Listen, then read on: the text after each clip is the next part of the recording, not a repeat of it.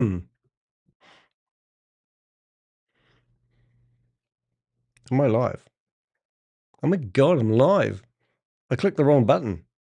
I don't even know if I'm streaming the right stream. Something's gone wrong here. I think I am. And I am not even ready. So this is going to be funny. Uh, I clicked the wrong button accidentally and I'm accidentally live, but then I see people in the chat room turning up. My life has turned into a tourniquet, not a tourniquet, a storm. And there's so many things happening at the moment. It's very exciting and also probably well overdue. So I'm just got myself prepared to do a blog about my live, and then suddenly realized that I've got myself ready to do the wrong live because I've been switching my lives around simply because I've been waiting for CoffeeZilla to drop his video, and that dropped a couple of days ago, which is actually just so thank you. So thank you to everybody that's donated, who's shown me the support. I've literally got 1,000 emails in my inbox, which I need to reply to. And I also don't want to lose focus of what we've been doing and how we do it, more importantly. But anyway, the show is going to go ahead.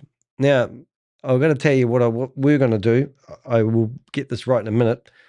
But first of all, I probably need to show you what I was going to do before I realized I was preparing for the wrong video. But we've had some funny things happen.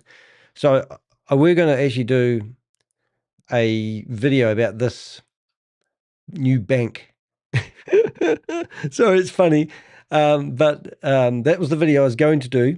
And I've just found out. And since I prepared this blog, we've actually gate crashed into two of these two promoters' videos. So you'll see them on my my live section. The apps, or actually you won't. That I record them offline and then upload them into my front end of my YouTube channel. But if you want to see some funny, causing disruption stuff, it's some of the funniest stuff I've ever done. Quite a laugh actually. But anyway, that's not what we're here for today. We're going to do two people that have been accused of being co-conspirators to Goliath Ventures have decided to submit to the courts why they feel that they were innocent bystanders. Basically, that's it.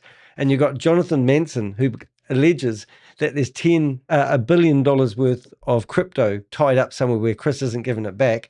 And since this blog has been published, Chris has now shown himself on Channel 9 News telling us that he has got his only, he's the only person being charged with this heinous act of defrauding Americans out of 328 million. Well, actually more, isn't it? Because he's got bills. So that's cool. But since then, it's definite that there's no money tied up in Bitcoin because we've had CoffeeZilla come out now and say that they found $20,000 worth of liquidity pool money, $20,000 worth of liquidity money in liquidity pools when they've theoretically used $328 million to do liquidity pool tradings, water cooled mining, and the whole like. So the whole lot's batshit crazy. And another thing, I've just come across some videos of this guy who was promoting BG Wealth Sharing is now off promoting another opportunity, which is a gold scam. I don't even need to look at it to know it's a scam. So he's off promoting that. So he's gone straight from BG Wealth Sharing to promoting that. And I've got a video all about that, which I want to share with you at the end of this. But it even gets funnier. Since I've become a celebrity on the internet, which I'd like to think I've always been a celebrity on the internet, I'm just trying to make this max. Right, so now I've done it. Now what we've got, I'll just make sure I can flip to the right screen, is we have got a cease and desist letter from, I call her Gaga, which is the lady that has made hundreds and thousands of dollars. She's meant to, allegedly, we've heard that she's got $3 million stuck in BG Wealth Sharing. And she's now claiming that she's going to come after me for defamation. And she's written a cease and desist letter, which we'll go through later on. And also the email she sent me. And I'm also going to give you the reply. I spent the whole, I think, 3 minutes doing it. But the funny thing is what I want to tell you. I just forwarded everything off to Oz. from behind MOM. So he will have some content. So hopefully he will publish something about that in the not too distant future. However, let's stay on script. I think I'm ready to sort of go. I haven't practiced my introduction, which I normally do. So I'm actually going to do what I normally do, and let's listen to it before I speak. This is how I listen to it. The filings involving Eric Clayman and Jonathan Mason focus heavily on what lawyers call lulling communications, alleged reassurance messaging designed to calm investors and slow withdrawals while pressure was building behind the scenes. And now, some of these alleged co-conspirators appear to be trying to distance themselves from the very operation they once promoted and defended. One phrase inside the filings stood out immediately: tourniquet to the outflow of investor funds. That is an extremely serious allegation because the plaintiffs are effectively arguing that stopping withdrawals became part of the mechanism allegedly keeping the operation alive. Oh and my if these God. cases move Sorry. into discovery, this could open the door to internal emails, Telegram chats, WhatsApp messages, funds, commission records, wallet flows, and communications that may reveal what was really happening behind the scenes. Right. So this is the fun part about when these guys decide to defend themselves in the courtroom like they have a right. Unfortunately, I did hear some sad news today, and I have got through, like I've even hopefully started, I've had people reach out to me who claim to be like cyber security people, alleging that they are originally from New Zealand and they want to help me fight my cause. And then we've researched them through the Avengers and found out that they're just trying to scam us into thinking they're somebody special. That was quite funny. So I wrote back to that person and said, we're on to you. And then we've had, I've actually started hopefully messaging Barogi. Yeah, the guy with the blue hair. Yeah, so that's going to be quite cool. We have actually got a new investigator from the IRS, and we gave him somebody to investigate. And I don't think they believe us. Well, I hope they do. But we've now got a big investigation going with billions of dollars with him because, you know, at the end of the day, it looks like my screen's frozen, isn't it? Oh, no, it hasn't. Yeah, so that's quite exciting. Oh, I have paused it. That's why. All right. So what I'm trying to do now is I've got my chat window open. I've got two bronze member and a metaverse member who's in the window. Thank you very much for joining the YouTube channel. We've gained quite a few subscribers lately, which is very exciting for me. I don't know, it would have been 8 months or a year before I could get 1,000 subscribers. And the last 24 hours, I think I've gained 1,000 subscribers. So just thank you to the people that are clicking that button. I'm not quite at 70,000. I think we did a live with the Avengers when I got to 5,000 subscribers, and they kept on unsubscribing. So every time I got to 499, one of my Avengers would unsubscribe and it would go back to 98, which is quite a laugh, but not really if you're a YouTuber trying to get to 5,000 subscribers. But when you get to 70,000 subscribers, it's pretty cool. And I didn't ever think I'd get there, but especially I'm trying to bring it up, but I haven't had much sleep again. I've got to work on my sleep. But things have been exciting along the way as well. I mean, I've got messages in LinkedIn, X that are just building up. I've got people reaching out to me, telling me they want to help me fight crimes, which is really cool. I've got some serious stuff still going on that we have to fix. But I've been attacked on WhatsApp. My website, which is I thought was getting a denial server attack last night. It wasn't. It was actually even better than that. I'm just see if I can bring it up. My website is actually getting a ton of traffic, genuine traffic. And that's not a bad problem to have. So if you come to this here, you can actually watch in the last 5 minutes. I actually have 22 people on my website every 5 minutes. My website is actually doing quite well. And this is I've been doing website development for over 20 years. I did have one website once that was getting 25,000 views a day. Actually 15,000 views. And I had another website, which I won't tell you, I have to shoot you, but it was getting 25,000 page views per day. So at the moment, my website is actually, I think we're getting something stupid traffic. What have we got? So at the moment, in the last 30 minutes, I've had 103 people. Views in the last 30 minutes, 165. And I think we've got some better stats than that. I think if I go, I don't know how to read it, but there is a way of reports. Maybe there's that one. There we go. So I think event count is 255K. New users is 48Ks of people. And they're actually looking at my About Us page, my homepage where it's titled and BG Wealth Sharing. So even before CoffeeZilla's drop that video, if you haven't watched it, please do, and join his Patreon. help him out. We've actually just been going. So I can't bring up the stats I'm trying to bring up in a moment, but what I wanted to show you is my YouTube channel. The most I ever saw visiting my YouTube channel in a month was 55,000. All right. So in the last, let's see if I can bring it up. I'm just having a look at the last count. So my views per month at the moment is 234.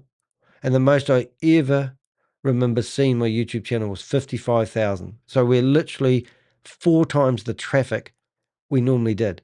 And that it tells me that it's 199, it's 200,000 more views than normal. Watch time hours is up by 20. I don't even have to read it. I think it says 21. I don't know. There's a lot of hours. Watch time hours, it's 23.9K. And that's up by 20.5K. Subscriber counts, well, thank you very much. In the last 30 days, is it real? In the last 30 days, I have had 2,400 new subscribers, more than normal, which is just amazing. So if I go back to this screen, you can actually see the visitor count. Now, I stood here the other day telling people, did it go back? It didn't go back, did it? Did it go back? It's not being naughty. It's being naughty. We'll go back to this screen, and then we'll go back to this screen, and hopefully, it's not going to, I know why I'm not chucking this up. Here we go.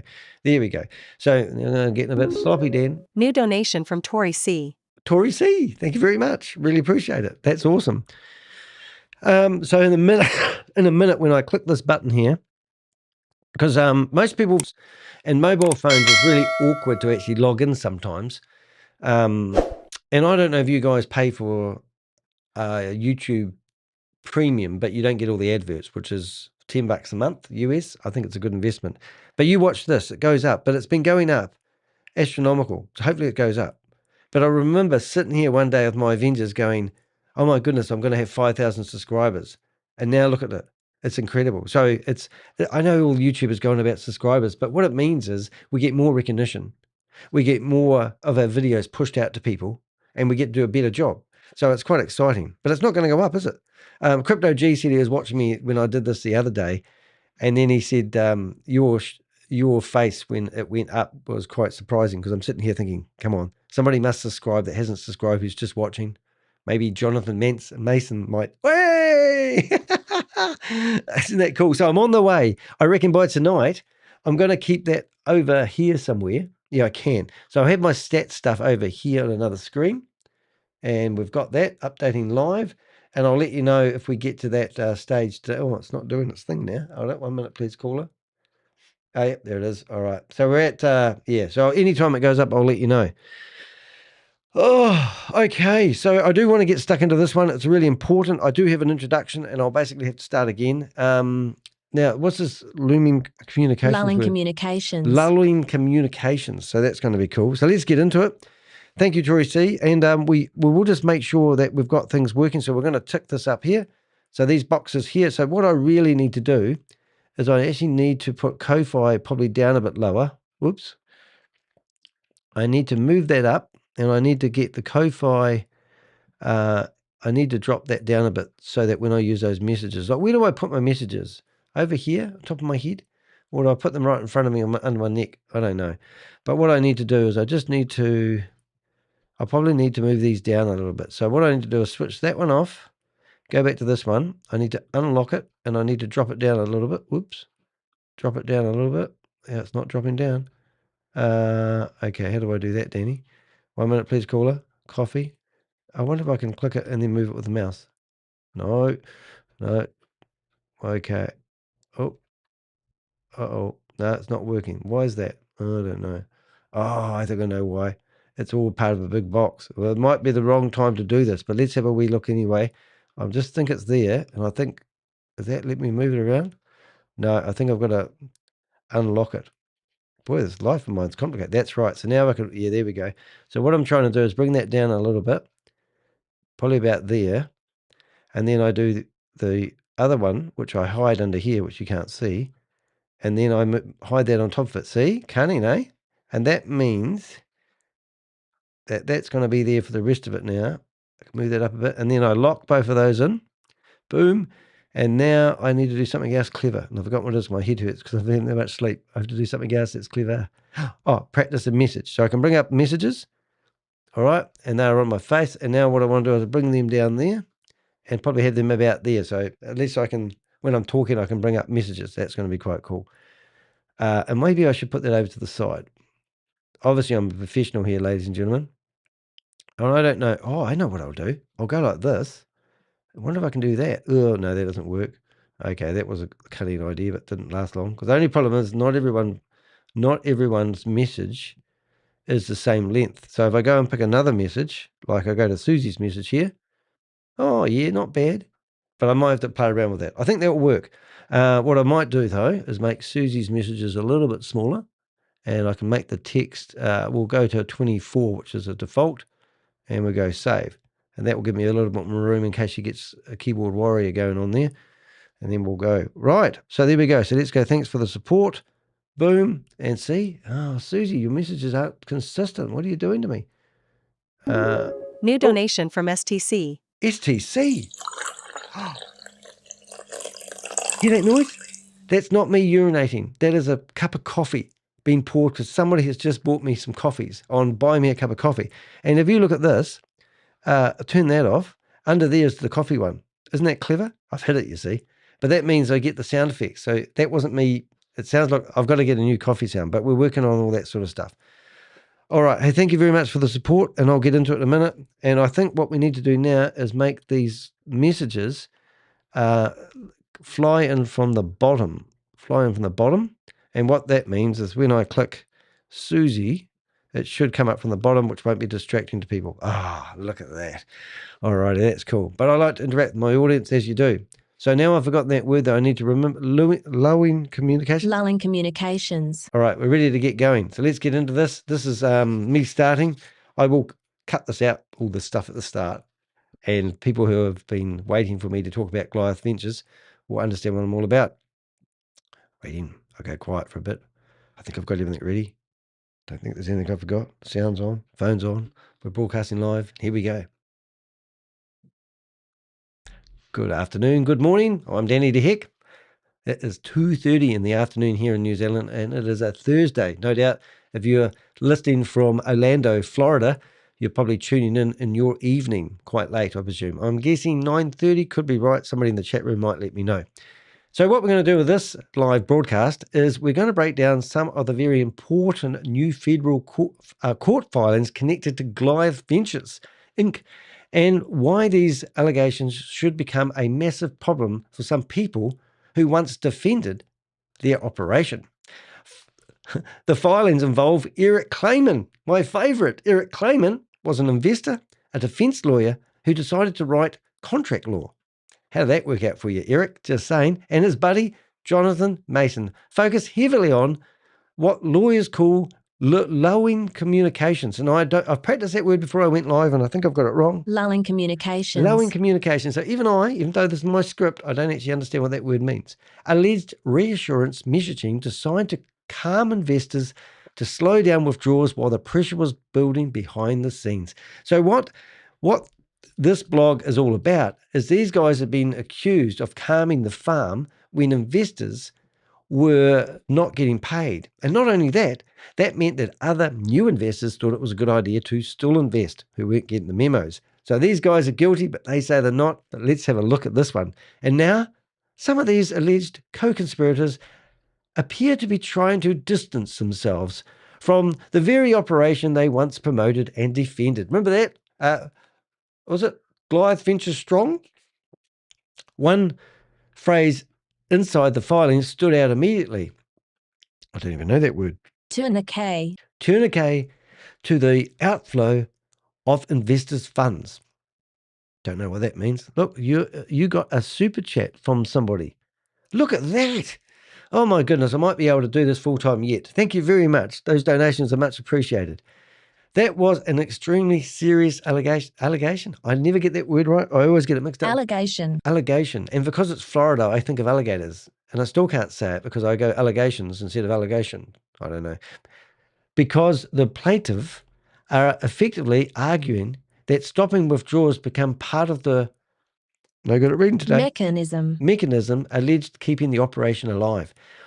And if these cases move into discovery, this will open the door to internal emails, Telegram chats, WhatsApp messages, commission records, wallet flows, and communication that may reveal what was really happening behind the scenes. And that's why this blog that we're about to have a look at is so good.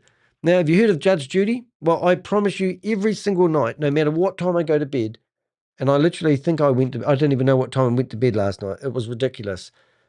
It could have been 4 o'clock, which I know is not healthy, and I know I can't keep doing it, but I'm so excited at the moment because after 5 years, I finally may be able to do what I always wanted to do and have the freedom not to stress about everyone coming after me, not being able to network with individuals, and also hopefully cover some of the costs this has cost me to actually do what I do, because I've been going backwards for years. And that's why I just really want to say once again, thank you to people who are supporting me at the moment. I don't expect it to last for too long, but I do think we've actually woken up and realized that we can actually do this professionally. Like, for example, I'm going to say it now, we've actually made steps to actually set up some sort of Avenger network where we really go after these guys and we do deep research into individuals. And I've got some things to show you after we do this, which will explain it more. But we've done this research for many years, and it comes at a bit of a cost, mentally, psychologically, and intimidation. These people threw everything at us. And it really was the David and Goliath. And Jonathan Mason has ridiculed me. I've got recordings of him telling people that there's a new opportunity out there that they can invest in even today. They haven't showed any remorse whatsoever, but we've gone after them. We get cease and desist letters from individuals who think they have some authority to tell me what to say when I'm telling the truth. We got Eric Clayman there who was messaging me directly, not realizing that Danny Charlesworth was also Danny DeHeck. And he was telling me all sorts of things about his job inside Goliath. And now all that correspondence that we've been having with these individuals can literally be used to, make them accountable. It's going to be hard to get these guys behind bars, but the fact that they're fighting backwards and they think they're fighting back and they think they have a right to do it is actually comical, laughable. So you can see me dressed up there as the judge. I look good in orange, but we will have a look at this blog, and I'm not going to muck around too much on it. But the moment a Ponzi scheme starts to struggle, the messages change, withdrawals slow down, excuses appear, and suddenly the people reassuring investors ain't just salesmen anymore. They become part of the survival. I never get that word right. Mechanism. I'll learn. See, I'm practicing my reading skills by letting you guys listen to my poor reading. Anyway, so that's the really exciting part here. So we've had everyone basically, when you're a kid and they had those things that go around and around, and they go, those guys are blowing the whistles, party hats, saying that, we're involved in, I was going to say Crypto G, we're involved in Goliath Ventures Inc. And they had little pals on here like they were part of Rotary. They had the nice suits. They had Christopher was on the news. They interviewed him, and he's showing off his ankle bracelet that he's got on, and he's wearing $1,000 sandals. And then he's standing beside his pool table. Only one of 2 pool tables in the world made by Louis Vuitton. I thought they made clothes, and here they are making tables. Anyway, what I'm getting at is that these guys have been praising everything that Goliath Ventures have been doing. That's the honest truth of it. These guys have been rah-rah people. And now they want to be, Then they're telling you to have faith in the company that they knew nothing about. They were even labeled as partners in a company, and you can't be a partner in the company without any control. So these guys have been absolutely humiliated for their stupidity. And the guy that we're talking about here, one of them is Jonathan Mason, who's got his own company. I think he's in insurance or mortgages or something like that. And he's driving around in a Rolls Royce, acting like the man about town. He's even been on podcasts lately trying to make out he's somebody. What an idiot. He's just dumbass. He's actually shows that he has no idea how to run a business. And it's just comical. But anyway, the blog will say all this, so let's get into it. Let's see if we can bring up some of these comments and see where they land. Oh, they landed in the right place. So thank you very much. What is a great job. Thanks so much for everything you have done. Oh, that's nice. Thank you very much. I really do appreciate that. We've got a lot of excitement in my voice, and I'm very tired. I just can't express how tired I am. But anyway, I want to carry on because this is what I love doing. I love what I do. Goliath Ventures Inc. represented itself as a sophisticated crypto company investment operation promising consistent monthly returns, liquidity, and protected capital. I mean, they said that your money was insured. They said it was low risk and high return. As CoffeeZilla said, those things are normally the biggest red flag ever because they don't exist. You can't have, have you ever heard of the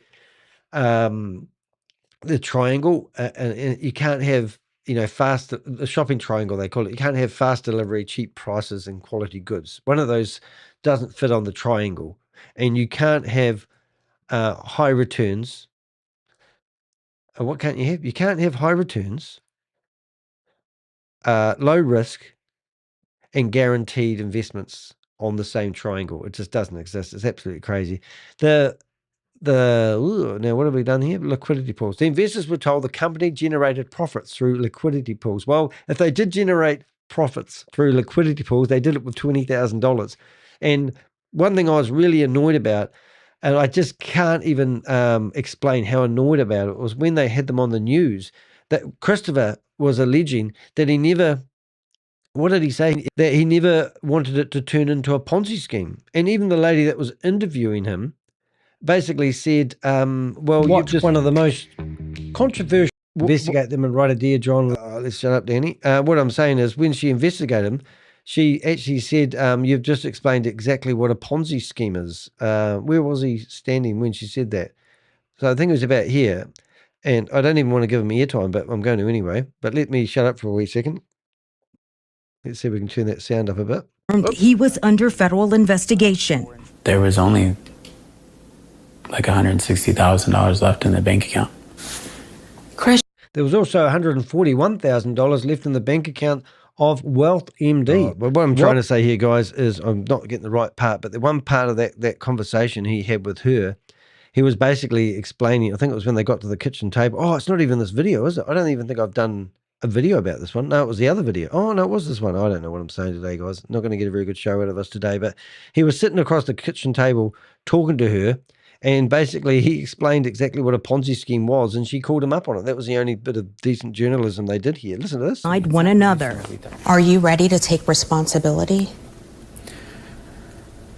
No. That was the whole point of this, was not only to show people and to tell people, from beginning to end what had happened, but to allow me to tell them directly from me. So remember the very start of this video? I won't go back on yesterday's newspaper, but what I'm getting at, guys, he claimed that he never intended Goliath Ventures to turn into a Ponzi scheme, but he never actually had any income. Never. He was out there trying to find an income while he was collecting investors' funds.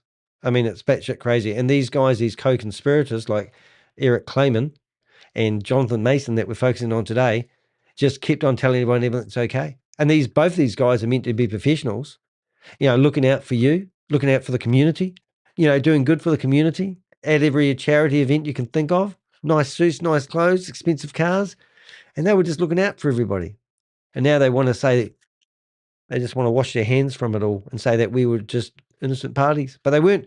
Well, we've been watching them and we've got the videos, we've got a lot of the evidence. And if you're digging into these guys, please reach out to us. Investors were told the company generated profits through liquidity pool trading and advanced crypto strategies. creating the impression of highly profitable and well-capitalized business. But according to new federal court filings in Florida, the real story behind the scenes may have been very different. The latest filings in Prestige Florida Property LLC, which is Nick Petrillo and I think it was actually Nick Petrillo and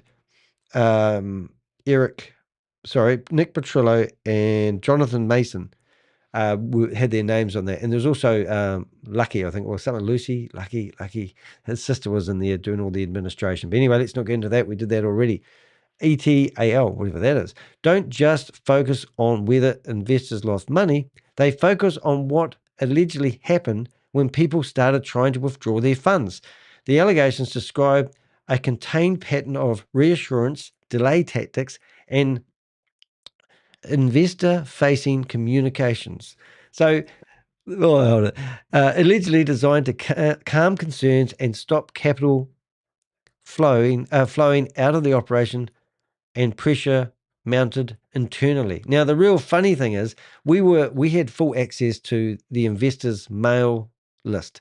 And every time they sent out a new letter to the mail, to the investors, at the bottom of the emails, it was MailChimp. And you could click on it and go and get all the newsletters that they had sent previously. So you might have noticed that CoffeeZilla said he read one of the newsletters and it said that 115% of investors' funds was in the bank accounts at all times by Matt Burks. Well, that was provided to us by our Avengers because we had access to those. And that was pretty cool at the time.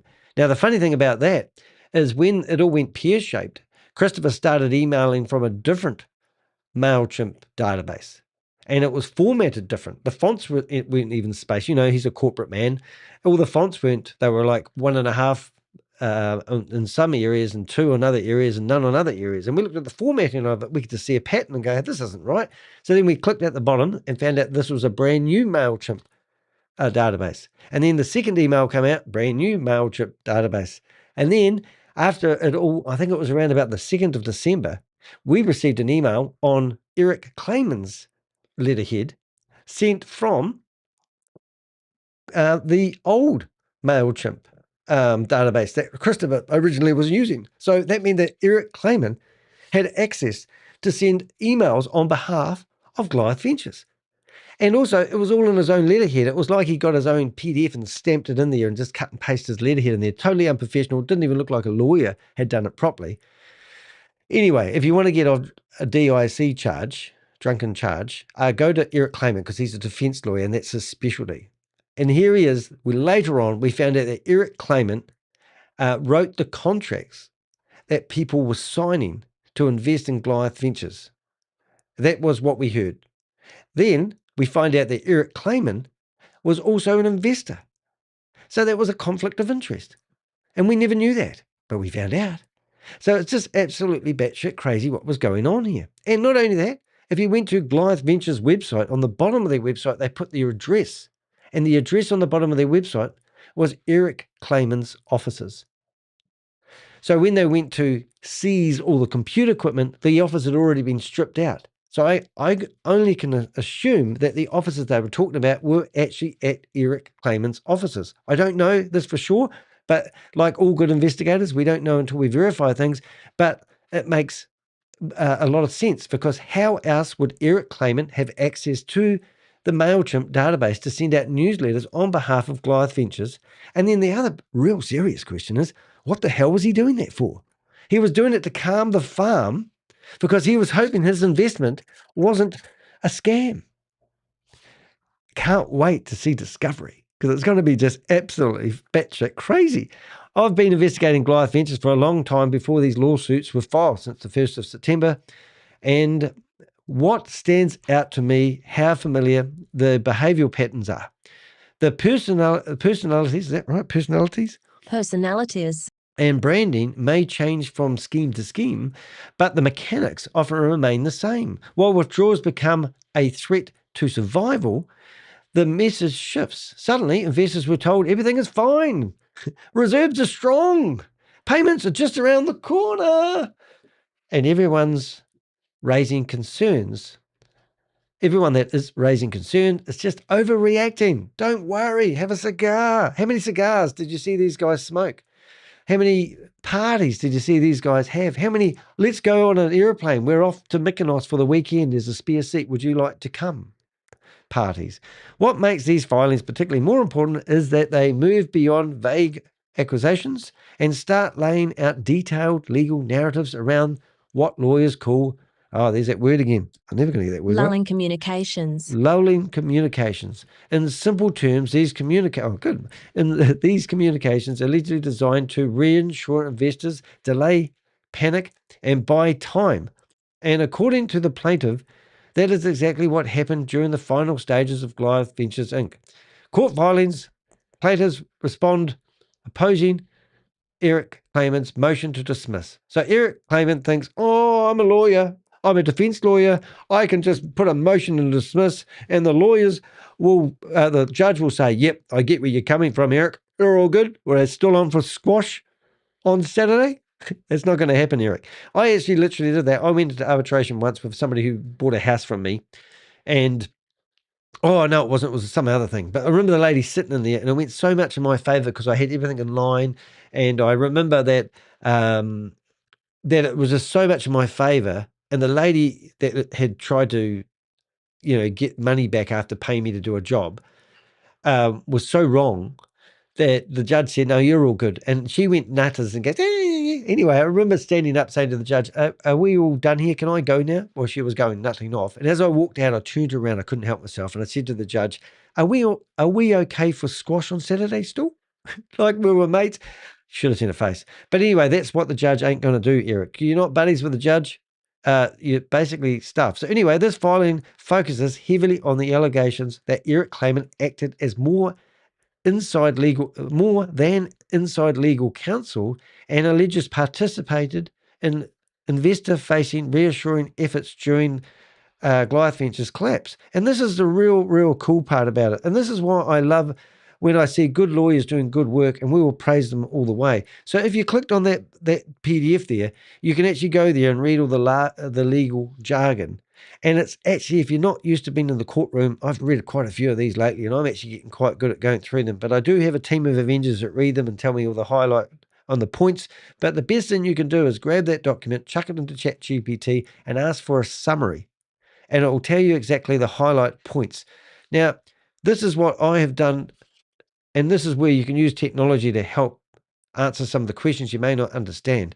So this filing focuses heavily on allegations that Eric Clayman acted more inside, oh yeah, I've said that already, the Prestige Florida Property Investment versus Goliath Ventures Act, blah, blah, blah. That filing is, sorry, I'm getting a bit ahead of myself. I'm too excited today. I'm talking too fast, but I'm just going to read this so I get myself back into a normal frame rate.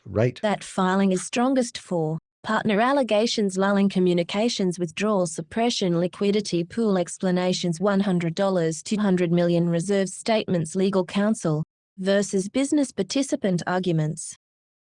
So some of the things I remember seeing from Eric Clayman was the fact that they were getting a money services license, and that it took 90 days to apply for it, and it was absolutely batshit crazy. And then when it got to day 80, everyone was like just about to go and watch Christopher blow $5 million on a Christmas party, where we had Avengers in the party. We had Avengers there the day before the party taking photos, sitting in the foyer when Punic Shaw was there with his circle of friends that had all been part of the 7% club. And they were basically telling everyone, don't worry about your lack of payments. The money's coming. And then on the 2nd of December, Eric Clayman sent out a letter basically saying everything's okay. We're just waiting for our money services license. And then we went to the money services license people. Like we were, I feel like that we were a step of these guys every step of the way, which is what we really were, which is quite good. I'm just trying, here it is. So if I go to Goliath, so they were telling everyone, boy, I'm getting rusty now. I used to be able to go here in a heartbeat. Let's think about this. There it is. So they were telling everyone that if you had this money services license, they were legitimate. But then when you go to FinCEN, and it basically says that a lot of scam companies use this license. And there's a warning in here basically saying it does not endorse people just because they have a license, does not mean they're a proper, authentic company, which is absolutely batshit crazy. But what I'm getting at is you had Eric Clayman telling everyone that's why the money's not being paid. Then you had Christopher write out a newsletter basically telling everyone that on the 2nd, I can't remember the exact dates, but I think it was the 2nd of December, he told everyone that on the 15th and 18th of December, everything was going to return back to normal, which is absolutely crazy, which is very good. That's a nice comment. Kia ora, mate. Awesome to see what you've done. You're a true Kiwi. Stand up against the big bad boys because it's just the right thing to do. That's what Kiwis do, mate, isn't it? I know that. I'm going to straighten up your little wee message there so that fits in nicely. Let's see if we can actually make that. Oh, no, we've stuffed it up already there. I've got ADHD today, I think. Not that I do, but I like to think I do. But I'm just trying to make that fit in there so it fits nice. Oh, it's tricky, isn't it? Oh, that will do. All right, that's good. Thank you very much for that comment. So anyway, what I'm getting at, guys, I think you understand what I'm saying. These guys were more than just providing professional services. They were part of the utilities that, kept Goliath alive. And their correspondence, they had access to more than just, like if you were a lawyer, right, and you had a client, would that client give you his laptop and you sit there and email his clients? You would never do that. And that's exactly what Eric Clayman did. They made a lot of statements to reassure, keep the farm. If they didn't do those statements, a lot of people would have no doubt not invested in the late stages. We had people investing on the 1st of September and then reading my blog on the 3rd of December asking us if we could help get their money back. I had one guy that $500,000 he invested, and then all of a sudden we told him it was a scam. He said, I'll try and get my money out, blah, blah, blah. And then he ghosted us. And then we asked him where he got the money from. And then we researched the guy, found out that he had probably used money from a company where he was a director of, and he shouldn't have put the funds in there. And then he said it's not much money anyway, like he didn't care about it. And then he ghosted us and wouldn't answer any of our questions. But we do investigate people. That's what we do. But it was some of the stories and some of the things we saw going on. I don't know if there's any Florida people here, but they'll probably think this is funny or they'll think I'm hopeless. But when I went to Florida, there was a lot of talk about there's a lot of crazy people living in Florida. And I certainly met a few crazy people when I was there. Money does strange things to people. But anyway, I've talked to a few people that thought this was a good investment opportunity. I've also talked to a few people that are normal people who've put, $100,000 of all their savings into this because of a friend of a friend. And it's just, every time I get somebody on the phone or I'm reading an email, it just hurts like a bitch, to be honest. As I said on CoffeeZilla, there was a lady that contacted me from Canada. She put $100,000 of her savings into Goliath Ventures. In the interim, she sold her house.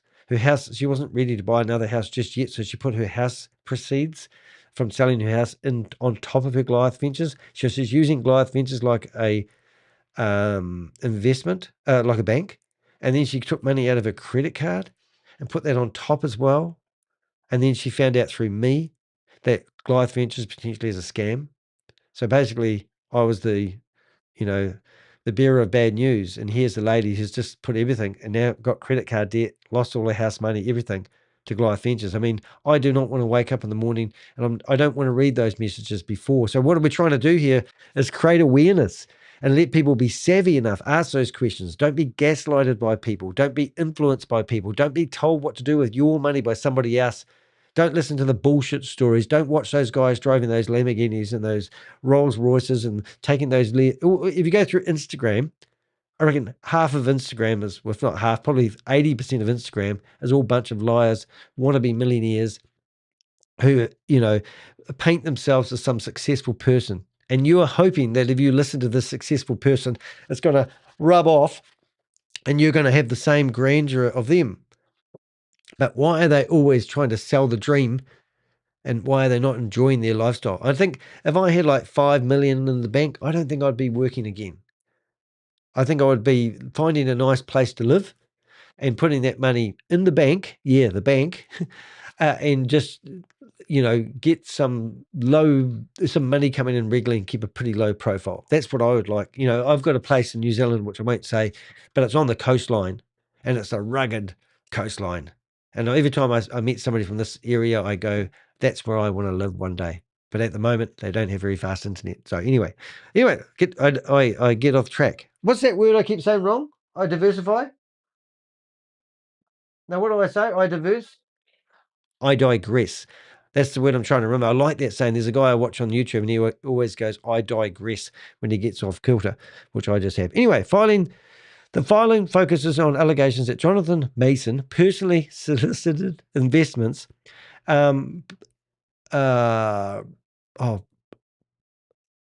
promoted insured returns. That's massive. Earned commission based on compensation and participated in post-collapse reassurance effort. He's stuffed. He's had it, man. So this is the lawyers going, no. We're not letting you file a motion to dismiss. I filed a motion to dismiss for Christopher when he was trying to sue me in the courts. And it was 22 pages long. It wasn't even that complicated. We basically said, I live in New Zealand, you live in America, you don't have any authority over me. I'm a journalist, I'm only reporting the truth. And if you're going to accuse me of not reporting the truth, then please explain, show us the books, prove you're actually generating the returns you are, and everything like that. They wouldn't have a leg to stand on. And that would be why. And then people started blaming me for the collapse of Goliath Ventures. You couldn't win. Because I managed to tell somebody to check out a bank account number and a bank account that just received a whole lot of money it shouldn't have. And they froze, the Bank of America froze, I think, 2 of their accounts. And all of a sudden I'm getting the blame for shutting down a company that's been running a fraud since 2023. And I go, people, look, I don't want any more people to lose money. I'll do what it takes. We'll get the job done. Oh, my goodness. That filing, the filing is strongest for, so remember I asked ChatGPT to give me the bullet points. Solicitation allegations. I think it's alligators again, isn't it? Solicitation allegations. I'll call it that, alligator. Commission-based recruitment. Yep. Commission-based recruitment. And that's why behind MOM, it didn't have like a pyramid structure, Goliath Venture, really, but it didn't have, different levels of compensation, but not like a MLM style thing, but commission-based recruitments. I mean, I saw the spreadsheets, we put them on the internet, they got removed by Google, and then we had to cover up all the blurry, all the bits, but we had $35 million from, I can't get his last name right, but Mike. And Mike, I'm not doing the scrolly stuff, am I? Sorry. So Mike Krasinski, he was, what am I trying to say? We saw a spreadsheet where he'd actually been responsible for $35 million worth of investors' funds being deposited into Goliath. And then it had how much commission they were going to get paid. And then over here, it had how much commission he was going to get paid by looking after this client. And then it would tell you who's put a request in to withdraw. It was actually, I can't put it on the screen and I haven't got them handy, but these recordings that we got were just batshit crazy. And I can only let you imagine what we did with that, but we did put it into a whole lot of AI. We got everybody's name out of it and my screen just disappeared. So we had a lot of fun with those recordings. So thank you to the Avenger who gave us those. Insurance, I can't even read that word. Why can't I read that word? Come on. Representations. Yeah, so they told people that was an insured, high-risk investment. I mean, you can't beat this stuff. Investor inducement. They're inducing investments from people. That's a very juicy word. Alex, what have we got? Nadia. Oh, we can't forget Nadia Bringas, can we? Nadia Bringas, she's one of the good girls there. She and she's guilty of sin as well. And we'll never forget Nadia Bringas, but will she get any time out of it? I don't know. Alex Bianca or whatever, who's driving around in a is it a Lamborghini GT3? I don't know cars, but it's a flash one that costs a lot of money. And he was a fitness instructor, and all of a sudden he's driving around in a Lamborghini Hurricane or something like that. Absolutely crazy, isn't it? So there's lots of people out there that facilitated and are co-conspirators. And I was speaking to a defense lawyer today, and he said some of the ways that they've done this to Chris is actually not quite right. For example, I'll give you some of the things he said that what they should have done. They should have just arrested him and put him in jail straight away, and then made him, prove his innocence. And then they would have been able to negotiate better rather than basically charging him and letting him walk around with an ankle bracelet on. They must, Mark my words, guys. Christopher Delgado, we believe, will be indicted in the next 24 hours. Okay? Remember, you heard it here first, because I got told that today. Do you know why? Because he was a dumbass and let Channel 9 News interview him. I'm going to say that again on camera. Might make a short out of this. Christopher Delgado. I'm going to actually do the music. Hold up. We've got music coming up here. Music. Squid Games. This is going to be, here it is. All right, you ready?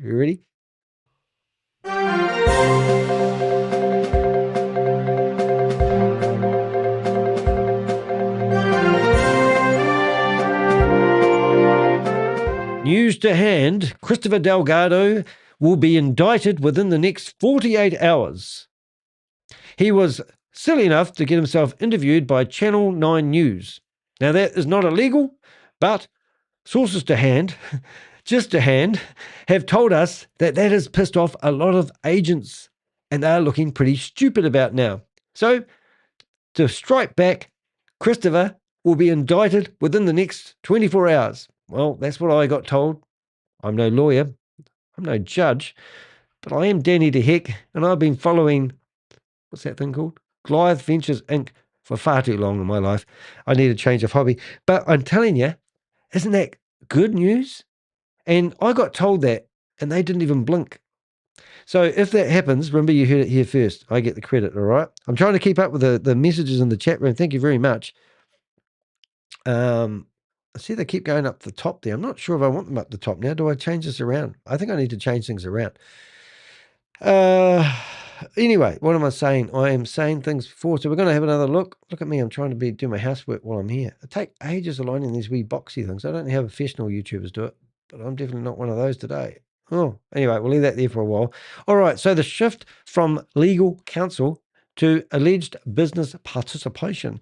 One of the strongest themes running through Clayman's filing is the plaintiff's argument that Eric Clayman was acting as far more than inside counsel. That distinctness is absolutely critical because it changes the entire lens through which the court may eventually view this alleged conduct. Have I got that right? Eventually view his alleged conduct. I don't know why I just can't say that properly. In many collapse investment schemes, lawyers, accountants, promoters, I'm just going to bring those up so I can have the latest at the bottom. Okay. In many alleged schemes, lawyers, accountants, now let's not get stuck into Harry S. Samuels. He threatened me legally for saying that he was more than just providing exactly this. And now I haven't heard boo from him. Promoters and consultants are often attempt to distance themselves later by claiming they were merely providing professional service. So this is their whole argument, is the fact that they think that they were providing professional services to Goliath Ventures and they are not responsible for anything that happened. No endorsements, no rah-rah keeping it going, no sending of emails to tell people don't worry about your money, it's perfectly safe. All this stuff, they've put it under professional services. Batshit crazy. Now, I heard, I don't even know if I can say this. Let me think about if I can say this.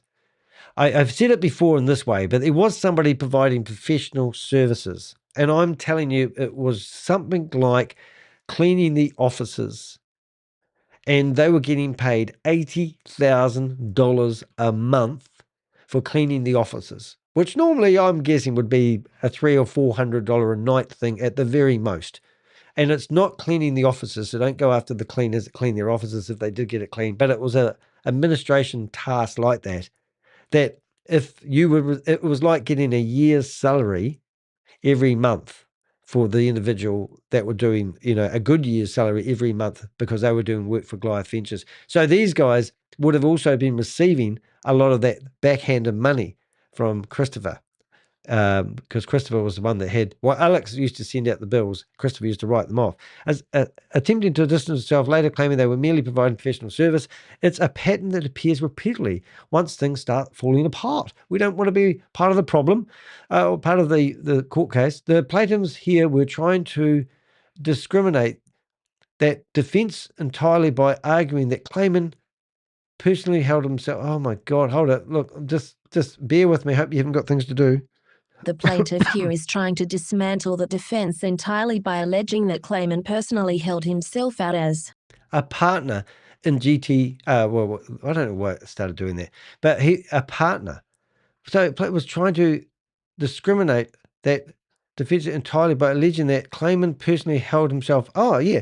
So they had all these partners. They were all labeled partners on the website. I don't remember seeing Clayman on the website, to be honest. But Christopher gave them, instead of salesmen, he called them all partners and executives. So I don't know if Clayman was labeled any of those. So I don't, but he's, the funny thing about everyone that was called a partner was they didn't actually get to have any control over the company. So it was just like a badge stuck on them, like when you go to school and you get those stars for being good. An investor in the company, which is ironic since you wrote the contract laws and you're a defense lawyer. Anyway, okay. Someone who personally reviewed financial balances, like an accountant. I didn't know lawyers did that. But anyway, we know their accountant, Harry J. Samuels. Someone capable of personally vouching for sovereignty. Those are not minor allegations. They move far beyond the role most people would associate with traditional legal representation. Now, a lawyer's job, if you were getting employed by somebody and you would have a job description, and I'm pretty sure what we just read out wouldn't be a lawyer's job description. He would be, I don't know, writing legal letters. He wasn't even capable of doing contract law. He wasn't allowed to do contract law. He's a defense lawyer. So maybe that's what Chris is using now. According to the complaint, during November the 18th, 25, cool with investors seeking withdrawals, Clayman alleged reassured participants that Goliath Ventures had $100 to $200 million left over. Even after repaying investors and the distributions would resume shortly. The filings also allege he discussed liquidity pools, marketing conditions, and financial strength for both Goliath and Christopher Delgado directly with concerned investors. So they have investors basically saying that Eric Clayman was calming the farm. He had insider knowledge and he was backing Chris all the way. Gotta love this now, don't you? I'm eating this up. That matters because the plaintiff is framing these statements as part of a deliberate effort to calm investors at a time when withdrawal pressure was intensifying. The plaintiff argued is brutally straightforward. These were not ordinary legal services. These were alleged investor-facing reassurances designed to keep the money inside the operation while concern about solvency was growing behind the scenes. That framing becomes incredibly important because once one crosses from legal representation into active commercial promotion or investor reassurance, the legal exposure changes dramatically. I hope I sort of read that correctly. And this is where the filings become especially dangerous for defendants. The plaintiff is not alleging mere negligence, poor judgment, or bad advice. They are alleging coordinated conduct in what's that word? I'm going to have to read the whole lot there. Let's go. Further into the fraudulent operation. Whether those allegations were ultimately proven is still a matter for the courts. But I'm going to read this because I'm getting a bit hot. I think I need a drink. Procedurally, the filings are clearly designed to push this case beyond the early dismissal stage and deeper into discovery where internal communications, financial records, and behind-the-scenes conversations may eventually come under scrutiny. Yeah, and it's really cool, for that. I'm just going to fly in from the bottom. Let's go flying from the top. That might make it less distracting for me. It's quite hard to watch these things go up and down when they do.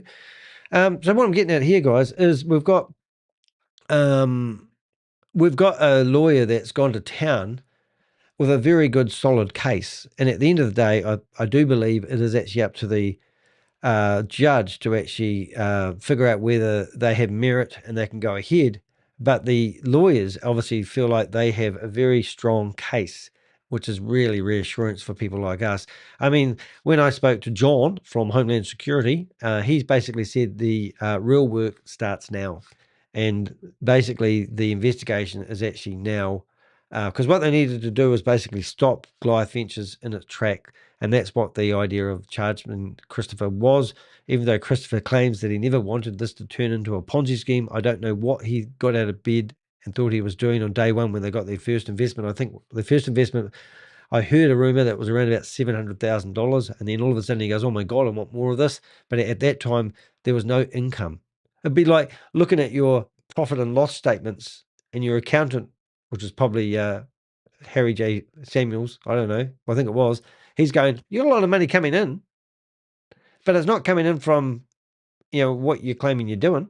Oh, I'm just an accountant. I don't have to ask any questions. I'll just pay the tax bills. That's what literally Harry J. Samuels actually said. Is it S. Samuels? It is J. Samuels. Oh my goodness, the context. The comments are actually pretty good. Oh, Christopher Delgado. Is he in the room, is he? Oh, that'd be funny. Please tell me that's not the real Christopher. Hey, Chris, if it is you, you can come on stage. I'll give you a link just in case it is you. We know Christopher loves us at the moment. He watches everything we do because he's got nothing else to do at the moment. Have I pinned the right message?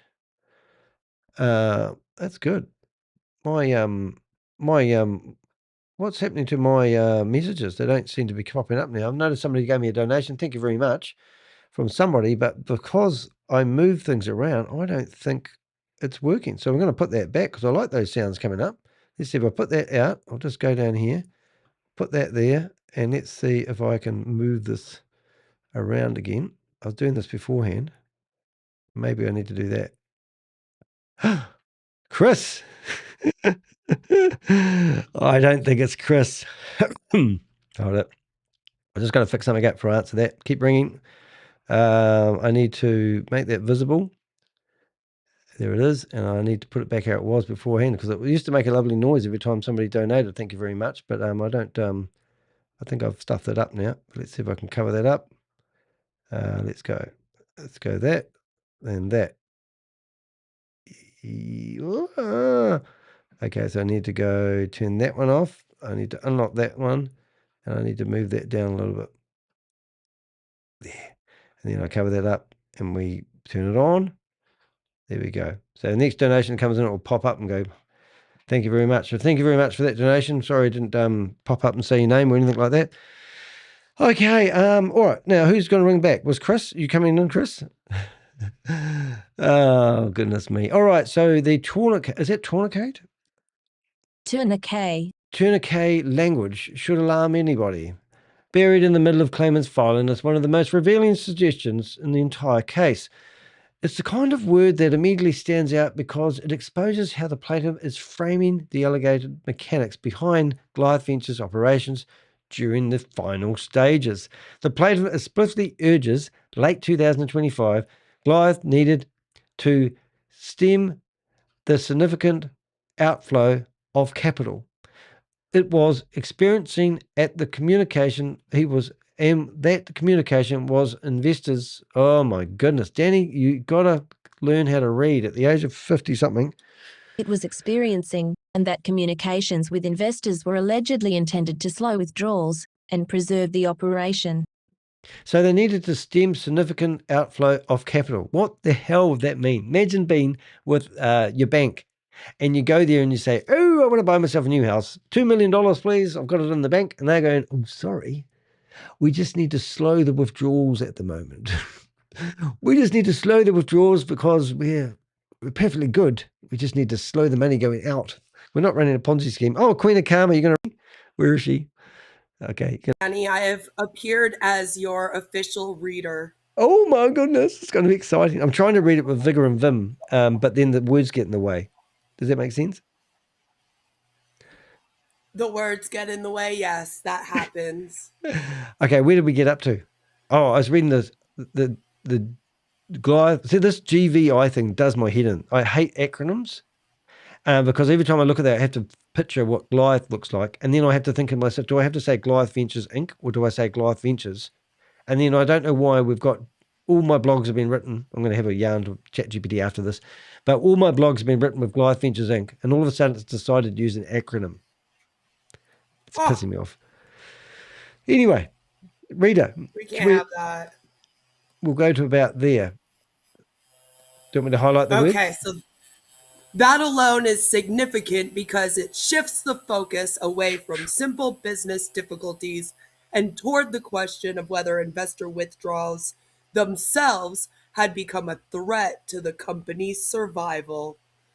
Then comes the language that really changes the tone of the case. The filing describes the alleged effort to stop withdrawals as a tourniquet to the overflow of investor funds. That is not casual wording. A tourniquet is something used to stop bleeding in an emergency. The implication behind the plaintiff's argument is obvious. The operation was allegedly bleeding capital, and investor withdrawals needed to be slowed or stopped to keep the business alive. Oh, you got to stop there. That That's batshit okay. crazy. So basically, because most of their clients were actually in the medical profession, so they probably thought they'd use that terminology. But what a dumb word to use, because you only use it in emergencies. And when you're bleeding to death, and they've decided that would be good use of words in their correspondence. I mean, you can't make that shit up, can you? No. No. I like that they used it though. Oh, it's great now. I mean, hindsight's a wonderful thing, but we've been chasing this. Let's just say we've chopped the head off the dragon, but there's still a lot of dragon left to have a look at. They're fascinating Yeah, we animals. still have to go after Matt Burks. Oh yeah. Oh, I think there's more coming. I think there's more coming. Like, yeah, like, oh, we're just like plucking these guys off one at a time at the moment. It's like, it's like they've shaken the tree and the big apples have fallen off, but the little ones, they're sitting there behind the leaves. We'll find you. Okay. So that framing matters because the filing is effectively describing Goliath Ventures Inc. as an operation whose survival allegedly depended on preventing investors from extracting their money. Duh. In other words, the plaintiff is arguing that withdrawal suspension itself become part of the mechanism allegedly keeping the operation functioning. If that theory survives deeper litigation and discovery, it becomes extremely significant because legitimate investment operations generally do not require coordinated reassurance campaigns to stop investors accessing their own funds. I mean, this whole company is actually about investments.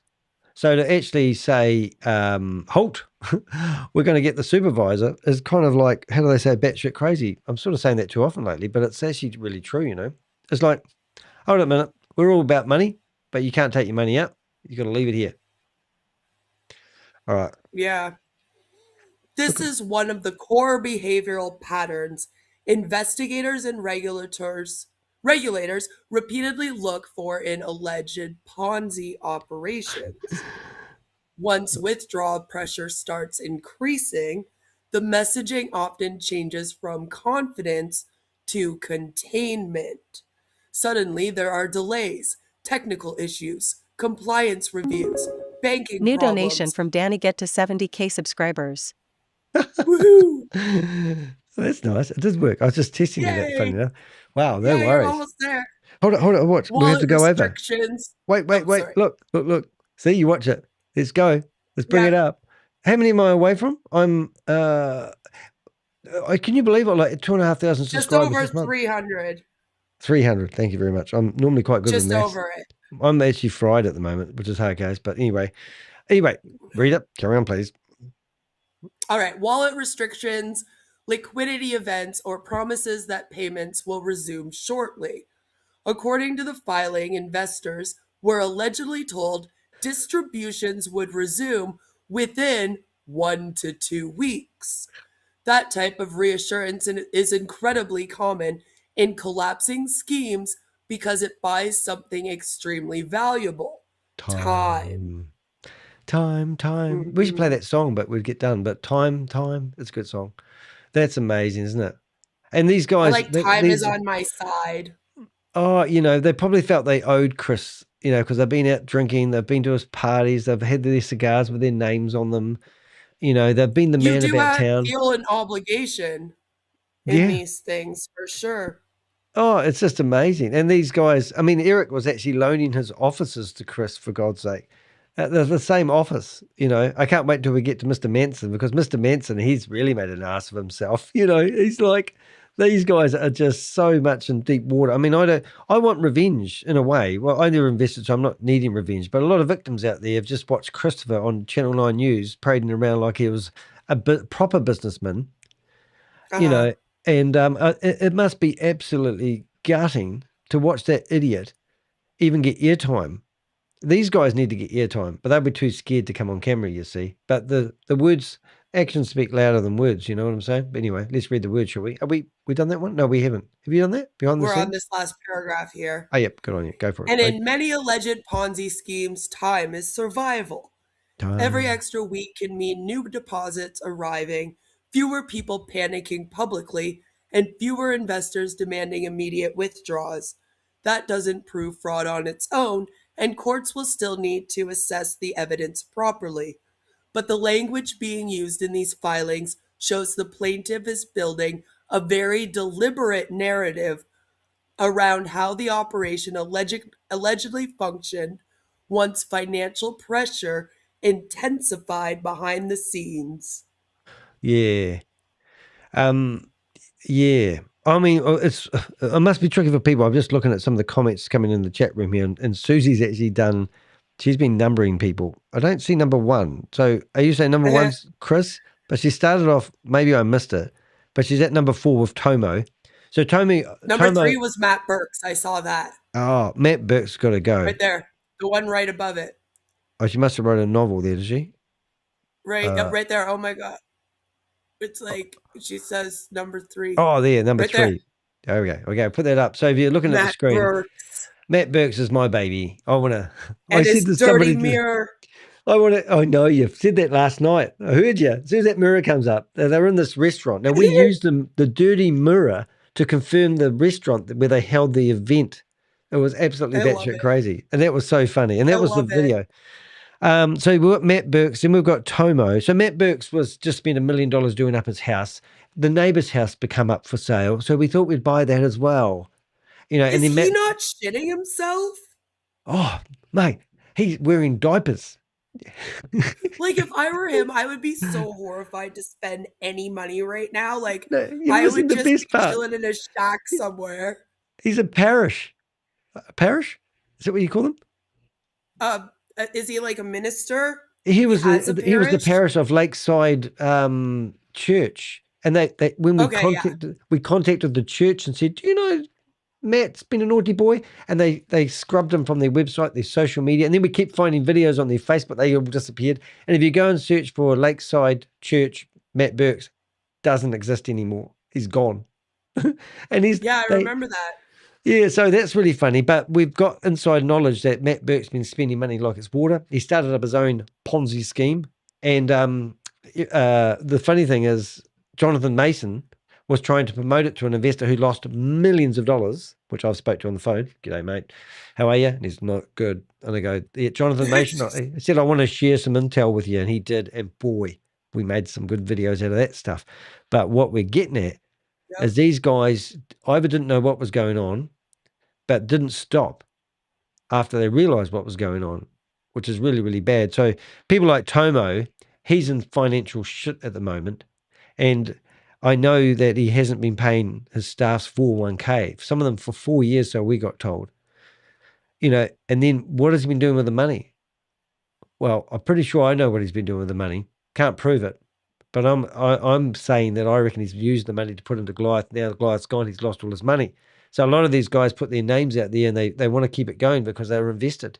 And that's where Christopher was a mastermind in what he's doing, because he's basically tied everyone into this so much that they're in too deep. He made it very, very elite. It was a very elite private investment company where he made it seem like the only way you could invest with him is if you kind of became his buddy and got close to him. Oh, who does that sound like? So it was all of like the people that invested were all like close friends, and then friends of friends and friends of friends of friends. So yeah, they all went all in because I don't think they ever thought that this was going to go down because it was Well, so private. well, the thing that we really want to do, I just want to take this off screen for a sec, is actually you want to have a look at this photo here. If I get it back on screen, there we go. We've got these guys here, these are 27 Yes, people, that's and on a the lot of these people list. won't go to prison. Will probably won't even be held accountable, unfortunately. But we're going to pluck them off one at a time because we've got insider information on. Oh, where'd that go? We've got insider information on so many of them. It's ridiculous. And Mhm. honestly, I just gave somebody from the IRS got one of these people's details. I've got IRS Yep. people saying they want to work with us, right? And I go, well, show me what you can do. So I give them some intel that they probably wouldn't get normally. And they go, oh, yeah, that's interesting. Have you got any more of that sort of stuff? And I said, we've got tons of it, mate. We're into it, And it's, like we can go after these guys. We've Tell them got, to look into Ash Mufara. yeah, I know. It's like I've got something. I said, I've got 1,000 people in my database. Probably 500 of them should be do jail time. And the rest of them should be told Right? Like off. a good Or portion at least. we got some good advice from some lawyers, and they basically said even these promoters, they may not necessarily go to jail, but they'll be made to pay back the investors for the rest of their lives. So next time you go into McDonald's and you see a businessman that's running McDonald's, you think, what's he doing here? That he'll be paying back his debt for the rest of his life and working at McDonald's. Nothing wrong with working at McDonald's. Just saying you don't want to work at In-N-Out Burgers because they don't hire ex-Ponzi guys. Because you scammed everyone and now you Yeah, owe they've them already money. learned from hiring Christopher.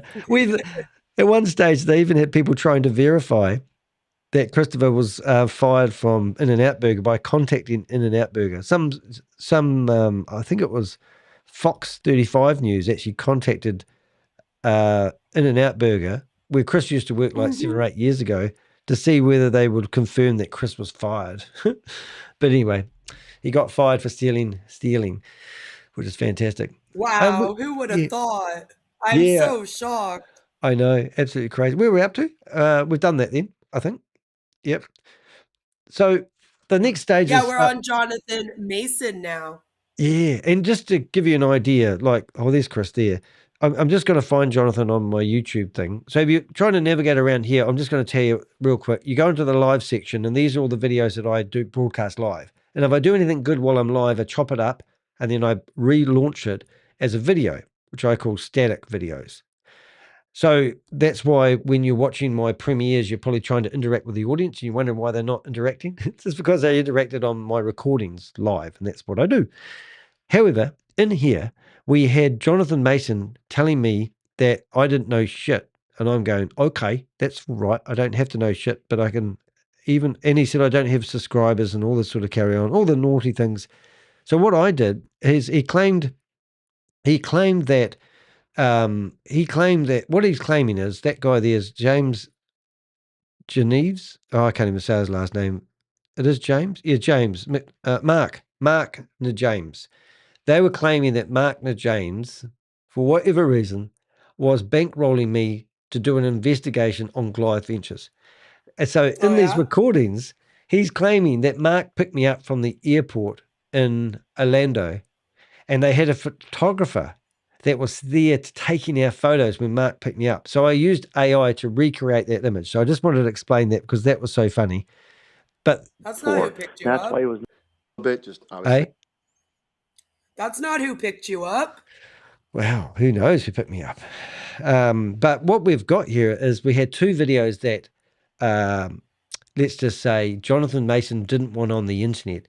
So once they got removed off the internet, I basically put them back. And then we've got lookalike Tomo and lookalike Jonathan, and no names in here where they can actually report. But these recordings are absolutely priceless. And I'm just going to give you 1 minute of it. Here we go. Phone's ringing. Yeah, I'm in the middle of that. That's either getting 100% dismissed or I'm going to be countersuing because everything they're trying to state, we actually have documentation and proof. So I'm not worried about that. Yes, I'm aware of that. All right. What did we get up to? 6? They are so full of shit. I can't disclose it because it's an active lawsuit. But if they don't dismiss, they're the ones going down. It's going to be fucking hilarious.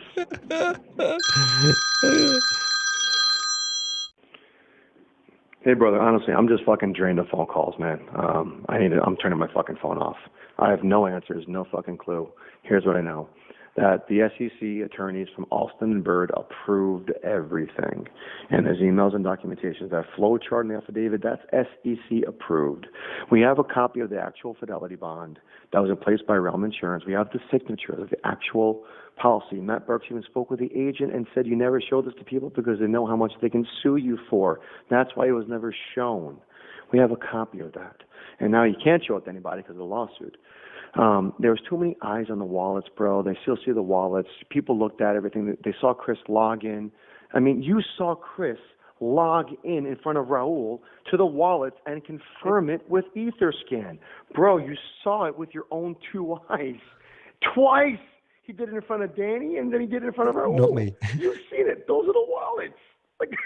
And then I also learned today that you can't actually send Coinbase a centralized to Uniswap DeFi. You have to go to cold storage and then send But it. if you want 17 minutes of your life, I'll put this link in here. This whole video from A to Z absolutely mortifies Jonathan. That's why they don't want these videos. But in here, he's talking about telling people that if you can get your rich friends, we will pay you commissions for the next Ponzi scheme. And the next Ponzi scheme was going to trade their way out of the disaster that Chris has got them into, and then claiming that the money was all safe in the first place and not to be worried.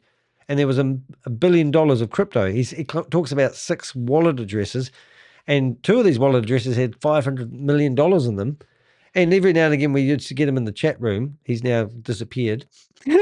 But he was mocking us. Now, what are you going to say, Jonathan? And we've got the recordings.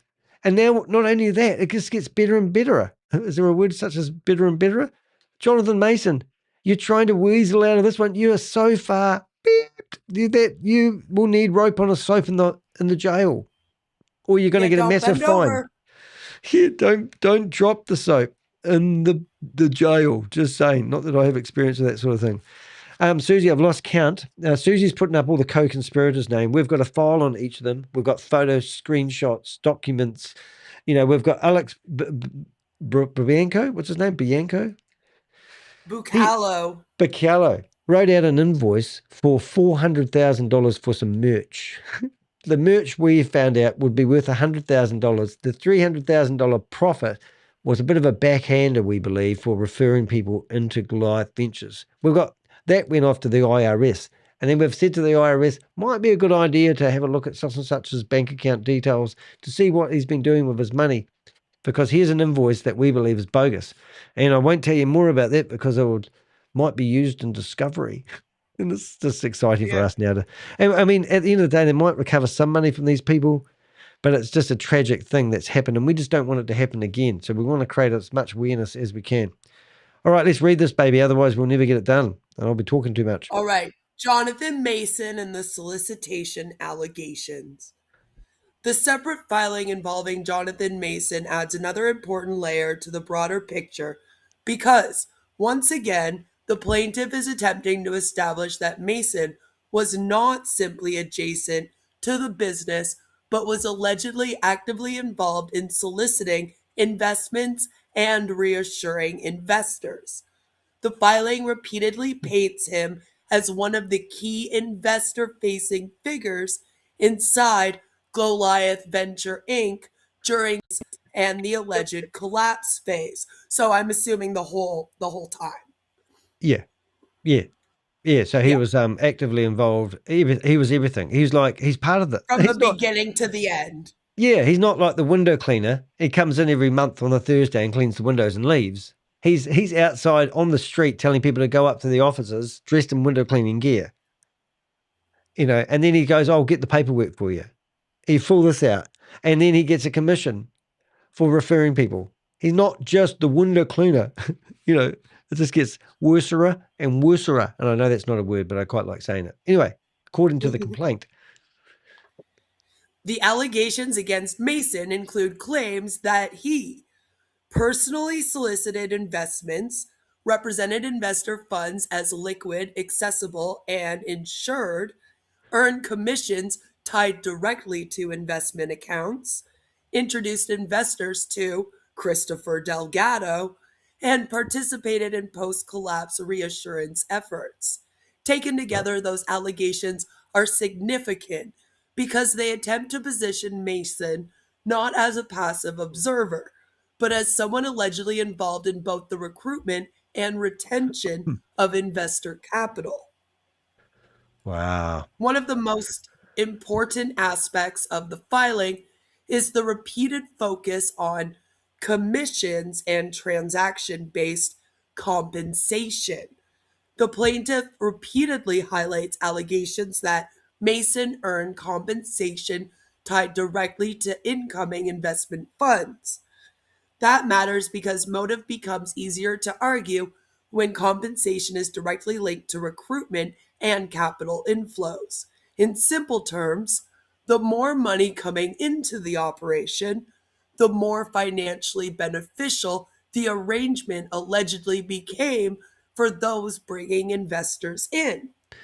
The filing also pushes back hard against Mason's reported argument that he personally lost millions himself. The plaintiff essentially argues that even if true, losing money inside the operation does not automatically make someone innocent or remove potential liability.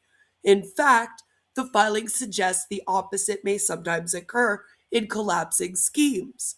People with substantial exposure already trapped inside an operation may have increased incentive to keep new money flowing into the system in an attempt to delay collapse and protect their own position. Right. That Now, is an uncomfortable. Oh, sorry. no, you go. Oh, do that paragraph, then I'll show you something pretty cool.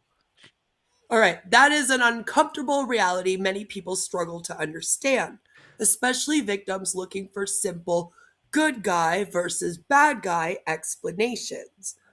But in many alleged Ponzi schemes, participants can simultaneously be victims, recruiters, promoters, and beneficiaries at different stages of the operation. Those categories are not always mutually exclusive, and that gray area is often where some of the most legally and ethically complicated questions eventually emerge once lawsuits, bankruptcy proceedings, and discovery begin exposing what was happening behind the scenes. Yeah, no, thank you for that. That's awesome. One thing about that recording that's really funny is the start of it here, because he talks about something that I've never actually heard about. But one of the people in this conversation's father had lost their capacity to make decisions, and they had power of attorney over his estate. And he was sort of basically saying that they had moved over they've moved over their father's money to Goliath Ventures, and they were now living off the dividends to survive. And just the fact that they took this guy's money when he was incapacitated and obviously on his dying bed just shows you how disgusting these people are. I don't know if it's at the start, but if you do want to listen to this video, it's actually breathtaking. To give me 10 plus points. I call my buddy Wayne, is retired FBI, I work for the company. He's like, yeah, the whole thing doesn't make sense. I talked to my buddy Sam, who's 11 years cop, and he used to work for Goldman Sachs, a finance guy. He's like, yeah, this fucking thing doesn't make sense. So everyone I talk to, like, they're missing so many things. So here's the other part. I got my buddy Chad on the phone. He looks at the wallets. Okay, he works for the wallets. My office right now. But listen, I got two people in my office right now. This is Kendra State Rule. I could have. Kendra was at the party. Mikey, was you at the party or no? No, he wasn't. Maybe you did. Okay, you went there. Kendra. Yeah. Kendra's got money in the fund too. Not as much as you though, okay? Kendra, what was the first wallet that Chad said was there? How much? It was 250 plus million. Okay, that's one wallet. One wallet. Mikey, who's got money in the fund? You or your mom? Mom. And where'd the money come from? Dad's retirement. I know, but what happened? Like when he passed? Yeah. Yeah, it was dying of dementia. And then the month before he passed, we were able to use power of attorney, roll the money over into there, and it paid the same month he passed. So Mike's dad passed away from dementia, Alzheimer's, and that's the money they used to put into the pool to pay off the medical bills, the debt, move his mom down, get an apartment. They rely on that income every single month. Mikey, how much is in the second wallet? So his argument is, because they had money invested in Goliath Ventures, they believed it was real, This same guy, I can't tell you the figures exactly, but we're talking his client base. One client he had was millions and millions and millions of dollars. And these recordings were for him to reassure this big investor that because they had invested money in Goliath, that they had nothing to worry about because they wouldn't have done it if it was a scam. But that's something that I struggle to listen to. Now, even if this guy miraculously gets away with what he's done, sells insurance. He's in a white Rolls Royce there. He didn't get that from, he was nobody. We've got this on video. Was it him that's nobody? Most of these guys that were associated with Chris were absolutely bone broke, more broker than me. And they got themselves out of the financial shit because of their association with Chris. Now, this guy's got an insurance company. Ethically, would you use his services? Knowing after listening to something like that, they just went after everybody and everyone. And that's why CoffeeZilla's video is so good, because it showed no mercy. They went after 401k people. They went after firemen's life savings, everyone's life savings. So it was absolutely, it's just batshit crazy what they did, but disgusting. Yeah, absolutely it's disgusting. disgusting. Yeah. Very it is. unethical. Yeah. All right. So let's carry on. Now we've shown that. How's that? Insurance All right. claims. The insurance claims could become a major problem. One issue that keeps surfacing throughout these filings is the repeated allegations surrounding insurance and protected principal. On the surface, it may sound like just another disputed representation in a long list of claims, but legally and psychologically, this area could become one of the most significant parts of the entire case. Hmm. Yeah, and it is quite a big thing because I started doing this back in September the 1st. The person that gave us the heads up, I said, have you got a contract or any information? They sent me a little bit stamps of the contract, which I enlarged, rewrote the contract, good old fashioned investigative work. And in the contract, it talked about the insurance. And if you wanted information about the signed contract that you had to go and email them. So they claimed they had insurance on your principal, perhaps. We investigated companies that we thought of who provided insurance that we believed had also invested in Goliath. And we thought they may have been the company that were trying to come up with some sort of insurance, but we can never find any insurance. It was like but it gave people peace of mind. It's like every Ponzi scheme and scam that we go after. It's like the big BG wealth sharing. They were telling people that if you deposit $1,000 into their platform, that they were only using 1% of your money to trade. So that gave you the illusion that 99% of your money's safe. But then you have to ask the question, well, why do they need 99% of my money to trade? And why are they only using 1% of my money to do trading? But no one asks those questions. They wish they did now because that's fallen over. But that's the same deal. Everything to give people insurance is a real big claim because you're not selling high risk investment. You're selling peace of mind. And that is deceptive. That's my take on it. I'm a lawyer. I know this stuff, but I'm not a lawyer. Do not listen to a word I say. All right, where did we get up? Did we read that? I got excited. What am I have? According to protect case. Yeah, I think that's where we are. All right, it's got a bit of a paragraph over there. According to the complaint, investors were allegedly told their principal was insured and protected. The filings further allege that these representations were made directly to investors during the solicitation process as part of the effort to build confidence in Goliath Ventures Inc's operation. If discovery later shows those representations were knowingly false, that becomes extraordinarily serious because insurance claims strike at the very heart of how investors evaluate risk. For many people, insurance is viewed as the final safety net. It changes the psychological calculation completely. Investors who might normally hesitate to place large amounts of money into a high-yield crypto operation can become far more comfortable once they believe their capital is somehow protected against loss. That perception lowers skepticism, increases trust, and often encourages larger deposits because the downside risk appears reduced or even eliminated. According to the filings, the plaintiff alleges that Goliath Ventures Inc., Christopher Delgado, and Jonathan Mason knew no such insurance existed when those representations were allegedly made. I need you to scroll up. Oh, sorry. I'm being naughty. I'm changing something on the blog in the background. Where are we up to there? Oh, no, not that much. Okay. Not that much. Going too Hold far. on. It's not like me. There we go.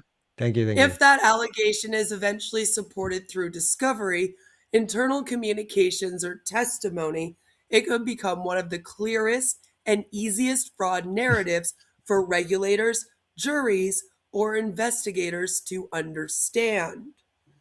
That's important because complex cryptocurrency explanations often confuse people. Discussions about liquidity pools, institutional wallets, algorithmic strategies, market volatility, and decentralized finance structures can quickly become difficult for ordinary investors and even jurors. Scroll up. Hold it. Paste. I'm going to show you something in a minute. I hope I've got this right because I'm going to destroy it. Okay, scrolling up. Okay. And even jurors to follow.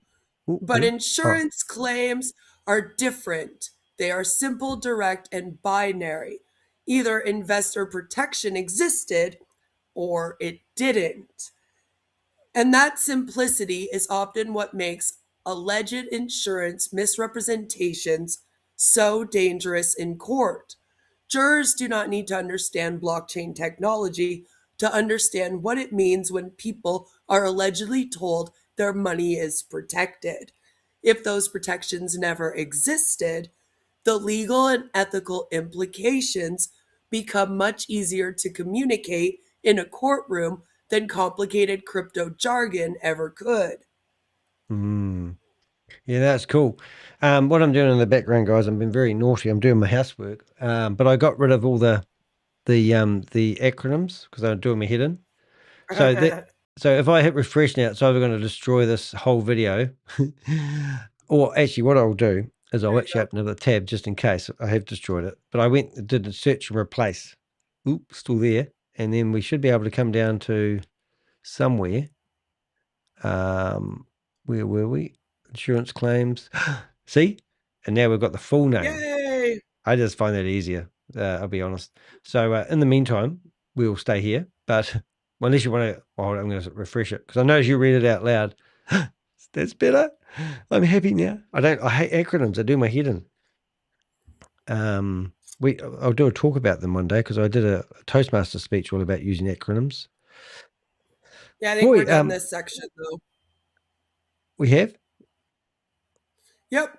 Oh, here? Oh, and we've done that too. Yeah, we're on why these cases are likely to survive dismissal. Oh, okay. Okay, so just in case you aren't very legal, basically somebody's come along and accused Eric Clayman and Jonathan Mason with $1 billion worth of crypto somewhere that he won't tell anybody of being naughty people. And they've gone away and got lawyers and they go, oh, look, we'll just file a dismissal. We'll get away with this. And now the lawyers that filed the court said, okay, then we're going to come at you and how naughty you have been. And now the judge has to look at it and go, well, I think they have been really naughty. And their argument's pretty pathetic here. We're going to have a trial. And that's where shit gets real. Yeah. Sorry. And the Avengers have some more content that they'll love to deliver to you. All right. Sorry, Carrie, I get excited about this sort of stuff. Yeah, it's good stuff. It's not really that fishy though, is it? Sorry. Oh, you can't read with the fish on the screen? I'll get him off. Get it. Okay. Oh, it's a sucker fish. Jesus, that's bad. Oh, no. Suckers. Oh, my. Whatever. New donation from Mike Johnson. Oh, look, Mike Johnson. Thank you very much. Fish, eat it. Eat it. Ooh, the fish is gone, and the fish has gone. That was nice. I enjoyed that. I'd like to... It's pretty handsy, though, isn't it? I'm giving myself applause. Thank you for Give him a hand. Yeah, thank you for reading today. Thank you. Susie's gone crazy in the chat room. I think we've got up to 21 co-conspirators, and she's been putting them all up there so you can actually see them. I think she's on a mission today to make sure that no one's getting away with it, and that's what we want to do. But as CoffeeZilla said, crime pays. Is that what he says? Crime pays? Crime is legal. Ah, that's it. Thank you. I do watch CoffeeZilla, promise, all the time. Yeah, so why are they going to survive dismissal? So that's what they're trying to do. They're trying to make it all go away. No accountability. But anyway, let's find out why we can have some hope. All right. A lot of people misunderstand what a motion to dismiss actually means. They often assume this stage is about proving guilt or innocence, but that's not what the court is deciding right now. At this stage, the question is much narrower. Have the plaintiffs alleged enough plausible and sufficiently detailed facts for the case to continue deeper into litigation?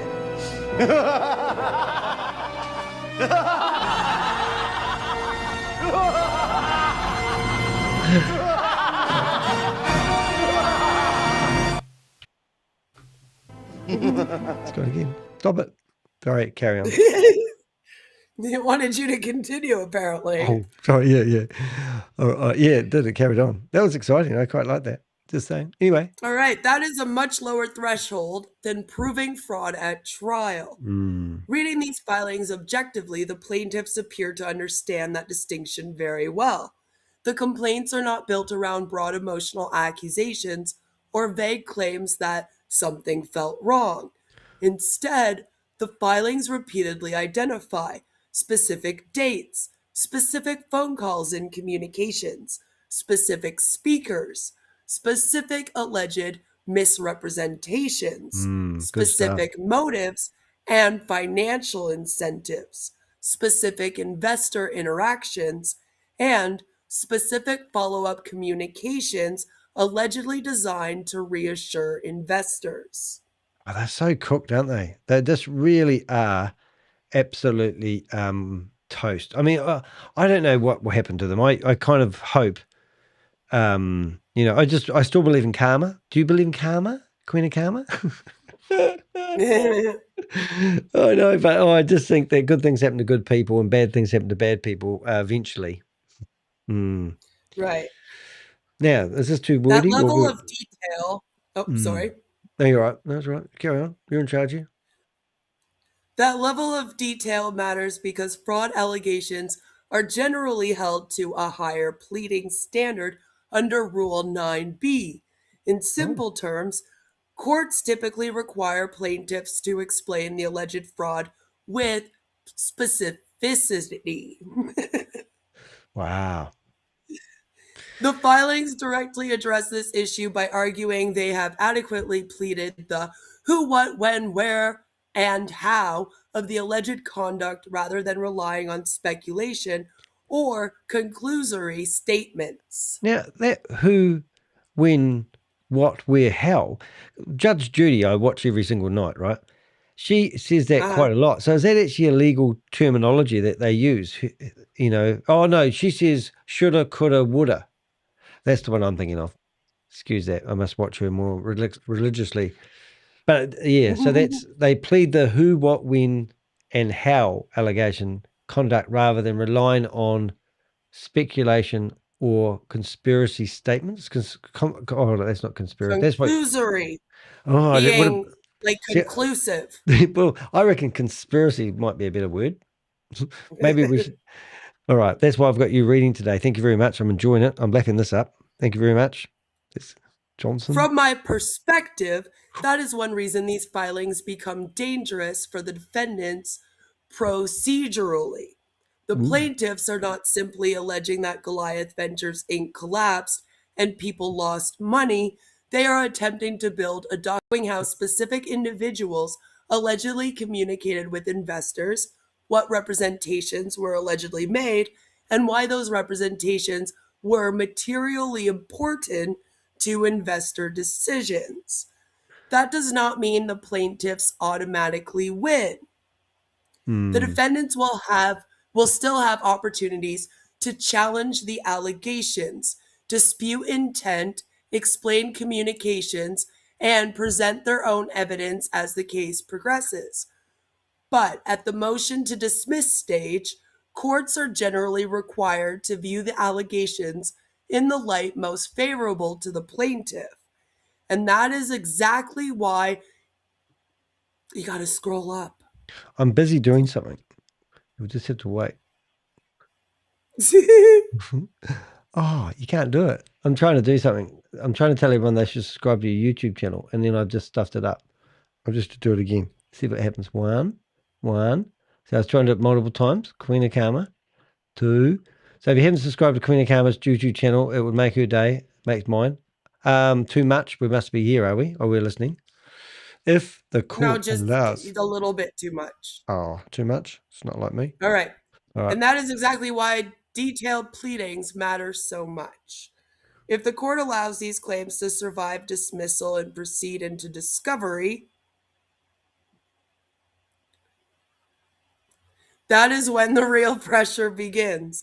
Because discovery is where internal communications, commission structures, financial records, investor correspondence, and behind-the-scenes discussions can potentially become subject to examination. And once a case reaches that stage, the legal, financial, and reputational risk for everyone involved can increase very quickly. Wow. Yeah. So discovery is something that everyone said that they don't like discovery. I think any lawyer, one lawyer must love it and the other lawyers must hate it. So discovery is where you can sometimes win the battle. So I assume discovery is where basically you're ordered to hand over all your correspondence. Like those guys that were coming after me, they wanted my ChatGPT records and my Grok records, and they wanted certain search terms, and they named individuals that might speak against them to intimidate people. That's what the Goliath Ventures court filings are all about. It was absolutely batshit crazy. And that meant that no one wanted to speak. And even now, today, no one wants to speak because they're too scared that Goliath Ventures is going to come back from the abyss and sue them if they speak up. But discovery is how you intimidate a lot of people from being open enough. But it also must be a beautiful thing when you get those texts and those Telegram messages and those WhatsApp messages on your desk, and you can actually see the internal discussions that went on at the time of the end. This is brilliant. Right. Okay, discovery is where the real danger starts. Alrighty. Okay, I'm ready. This is the stage many people underestimate because the real risk in litigation often isn't the initial accusation. It's what happens after a case survives the early dismissal phase. If the motions to dismiss are denied, the litigation moves into discovery. And discovery is where internal communications, financial records, and operational details can start becoming visible to opposing counsel and eventually the public. Yeah. That's where things become genuinely risky for defendants. Once discovery begins, plaintiffs can start requesting internal emails, Telegram chats, WhatsApp messages, commission records, cryptocurrency wallet flows. Oh, there's Jonathan. He'll be buggered. He's got $1 million tied up in crypto wallet addresses. So he reckons he's seen the wallets. He doesn't know the difference between an exchange wallet and a real wallet, which is quite funny, even though he's seen the exchange wallet and saw that there was $1 billion in there. So an exchange wallet is where all the money is, but the money in here isn't necessarily anybody's. Right. It's just an exchange wallet. It's like going to the cash register in a shop, and in the till, they have money. That's what I got told. Don't know if I explained it right, but there's money in the till. They use that to give the change back to the people. Sometimes you need a lot of money in the exchange wallet to make the mechanics work. So Jonathan was looking at the exchange wallet going, that's Chris's wallet. He's got $1 billion in here. I've seen it with my own eyes. Yeah. I found $742 million in an exchange wallet once, and I thought it was the mother lode from Hyperverse. I did a video all about it. I was wrong. I thought I found the mother lode, but they said, no, it's an exchange wallet, Danny. Even the investigators looked at me like I was weird. Has happened. Anyway, so carry on. Banking records, call recordings, Investor correspondence. Yep. Yep. I'm putting your channel up there. Have you subscribed to Queen of look, if you don't subscribe to Queen of Karma's channel, I'll have to pay her. So yeah, it's good. 2 days And ago. once those records start surfacing, Yep. the public narrative around a case can change very quickly. The filings already suggest what the plaintiff describes as a coordinated reassurance effort allegedly designed to slow withdrawals and calm investor concerns while pressure was building internally.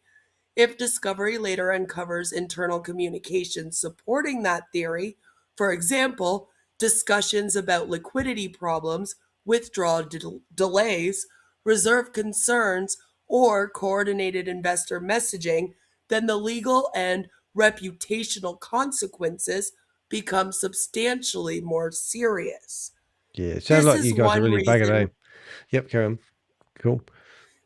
This is one reason defendants often fight extremely aggressively during the early stages of litigation. It is not always because they expect an immediate courtroom victory. Sometimes the goal is to prevent the case from ever reaching the discovery stage in the first place. Because once a lawsuit survives dismissal, the door potentially opens to a level of disclosure that many businesses and individuals would prefer remain private, and disclosure changes everything. Wow. Hey, I just got a public narrative. Where did Sorry. you get that? Oh, sorry. I just got a message from a good friend of mine. I sent him a message about being on CoffeeZilla, and he's wrote back and said, "Hey, Danny, I'm in the depths of the scam compounds at present in Cambodia. We'll be in touch soon." So that's what Awesome. these are the people that go after the human trafficking compounds. That's what they're doing. They're raiding them. It's incredible what people have to do for a living. Anyway, the public narrative built on allegations can still be disputed. But internal documents, private messages, financial records, and recorded communications are much harder to explain away once they become part of a legal proceeding. That is why discovery is often the stage where narratives either collapse completely or become far more difficult to contain. Yeah. A war in a way, isn't it? It's like, who's going to win? Does it go to court? Can we file a motion to dismiss? And then once it happens, it's like they let go of the rope, and it's like we're buggered. If they see all our discovery stuff, we are, how can we prove now with them seeing all our correspondence that we weren't co-conspirators? They'll go through their bank accounts, they'll dive into their companies, they'll see how much spending they've had. Like Tomo, for example, he's totally trash, man, because he's been spending more money in his company that's coming in the front door. So the big question is, how come he drives a flash car and puts it out on Sundays for display for children to look at? Or where'd that money come from? And they're going to find that money. And we know where that money come from. We've heard rumors, I've heard rumors, I won't speak for you, that $500,000 a month Tomo was receiving from Goliath for his association and all that. Now, if somebody's getting $80,000 a month for doing a meaningless task, Tomo, who was like the face of Goliath, wouldn't be unlikely to be led to believe that he was getting $500,000 a month to keep the mothership going. And if you look at this, Ash paid $8,000 to the people in on passive just to keep the farm going. Yeah, because they weren't selling anything or making any money, so he had to pay them something to keep them promoting. Susie goes, yeah, Susie, we're listening. Susie said, I think we need the transcript from the Black Block video too. You mean the one that our Pride and Joy video? I've got the transcript. I have got the transcript of that already. Is that the one you mean? Are you talking about the secret video that had 39 visitors before one of my Avengers found this on a Vimeo account? Goliath thought that they'd upload a video that just basically killed them. Anyway, I did not bring down Goliath Ventures. It was not an investment company. With the broader pattern we keep seeing, are we up to there? We must be getting near the end of this blog. It's Yeah, starting to that's go on. where we are. That's the last one. All right, guys. And then we've got some really exciting stuff that you won't believe from BG Wealth Sharing. And Queen of Karma, even if she's tired, she's sleepy, she's going to read this one with vigor and vim. Have you seen it already? Do you know what I'm talking about? No. Okay. I don't know. Gaga, what's her name? Susie will tell you. Gaga? Gagan, because I am actually doing a deep dive on her tomorrow afternoon. Oh, you've got I am going to be doing it. And I heard that somebody got a specific letter from a Miss Gagan, which has really kind of pissed me off today. And I thought I need to really get this video done right now so that we can do a whole live stream on I've got to Gagan restream tomorrow, that. I've got to restream it. We're going to dig through her entire history, her education, her website, why she started in BG Wealth, and then we're going to react to her response video. I think I might have to purchase. So I've just given you the PDF that you're going to read in a minute. And I just got a cease and desist letter, but it's batshit crazy, show of desperation. I love it. But I couldn't give it to anyone better than Queen of Karma to read because you can't take it seriously. That's the problem. But it's just absolutely mental. But anyway, let's finish this one off first, and then I'll close this. Here in Canada, Gagan, cease and desist letters hold no weight in court. So if you send me one, I'm going to make fun of you on another live stream. Ooh. You're not allowed to threaten them. You're not allowed to threaten the criminal. Oh, that wasn't a threat. I'm just saying it would be a pointless letter to send me because we don't do them here in Canada. Oh, is that right? So yeah, like they don't have any legal. I found that out years ago when I was looking into it. Oh, maybe that's why people I got go a on. cease and desist from Ash Mufara, but it wasn't even. It was directed to Dear There. Oh, right. Well, that's interesting. No lawyer signed it. Because cease and desist letters normally come from lawyers, but you don't do them personally. So it's and you don't write them with ChatGPT. And you know, and it's like everything about it is it's very funny. But anyway, let's finish this off and then we'll get into that. Okay. You ready? So the broader pattern I keep seeing. Oh, here we go. What stands out most to me is not any single allegation buried inside these filings. It's the pattern. After investigating enough collapsed crypto investment schemes over the years, you start recognizing the recurring cycle almost immediately. The names change, the branding changes, the technology changes, but the behavioral structure behind many of these operations often follows an eerily familiar trajectory. Oh, here we go. All right, directory, move it up. See, I've moved up in time this time. I am paying attention. I'm not used to a reader. Sorry, thank you. In my experience, it usually unfolds something like this. Number 1, high returns create momentum. 2, early withdrawals build trust. 3, recruitment intensifies. 4, larger deposits begin arriving. Draw delays start quietly. 6, reassurance messaging increases. 7, technical issues suddenly appear.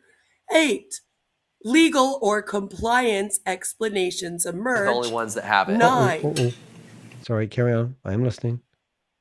9. 9, investors are told patience is needed. And 10, collapse eventually becomes unavoidable. Yep. So you got all those things, 1, 2, 3, 4, 5 to 10 reasons why it's all going to fall over. That's right. Should we read this at double speed? It's a lot of paragraphs. What do you reckon we just cheat? I'll show you what I'm going to do. You just sit here. All right. Get yourself a cup of tea. I'll go get a drink while you do that. Yeah, let's watch this. Let's see what we can do. That sequence does not automatically prove fraud on its own, and it's important not to overstate what has or has not yet been legally established. Courts still need to weigh evidence properly, discovery still needs to occur, and the defendants still have every right to challenge the allegations being made against them. But reading these filings objectively, it is difficult not to notice the same behavioral markers appearing once again. What makes this case increasingly significant is that it has now moved far beyond internet arguments, Telegram debates, or unhappy investors posting complaints online. The allegations being advanced in federal court are becoming much more focused and structured. The filings are increasingly centered around alleged coordinated misrepresentations, investor reassurance campaigns, withdrawal suppression efforts, and the mechanics allegedly used to keep investor capital trapped inside Goliath Ventures Inc. While financial pressure intensified behind the scenes, that shift matters because once allegations become formalized inside federal litigation, they begin operating under a completely different level of scrutiny. Claims are no longer just reputational accusations floating around social media. They become legal arguments supported by documents, timelines, exhibits, witness statements, and discovery requests. And if these cases survive dismissal and move fully into discovery, I believe we may only be seeing the very beginning of what could eventually come out once the internal communications, financial records, and operational details start facing deeper examination. Yeah, so I read that pretty fast because this is actually quite a big blog. And it's just getting a little bit too much for even me to go through. But I use ChatGPT to lay out a lot of my blogs and write them all. I don't write them by hands. But what I'm saying is the information's correct. I do. Yeah, she writes them by hands. Now, if you go to my blog and you hold the mouse over blog and go to anti-MLMs and cults, you actually find a whole lot of these really strange blogs. No, I'm working on a whole bunch of them, but I haven't done one in a bit because I'm working on a few really big ones right now. That's cool. But we've got lots of really good content from Queen of Karma. She's basically more than a friend of the channel. She's part of the channel. She's got her own channel. And if you go through the chat sessions, you'll find, please do subscribe. It really does help us get the message out. We're not doing it for clicks. We're doing it because we want to get the message out there. But clicks do help get the message out there because it helps the Google algorithm and they like it when people subscribe regularly. So find yourself, go search for YouTube, go to Queen of Karma. And that's what we like. So, and also just while we're there, we haven't quite finished with this Jonathan stuff because Susie's been poking a few little video clips that we need to watch. So we're just going to watch, this is a video clip, which I will give you the address for, but we're just going to watch about a minute of this one. And these are some of the claims that Goliath Ventures did on video. And I bet they're regretting it now. Only ones that have well, they're all archived. Anything else you want to say on that, Chris? That's awesome. I agree. That's an exciting page, and we're excited. Then you can see as Pierce scrolled down, there's disclosures and disclaimers at the bottom. That's the cool part. This is the fun part that we like to have in there. This is the real money shot.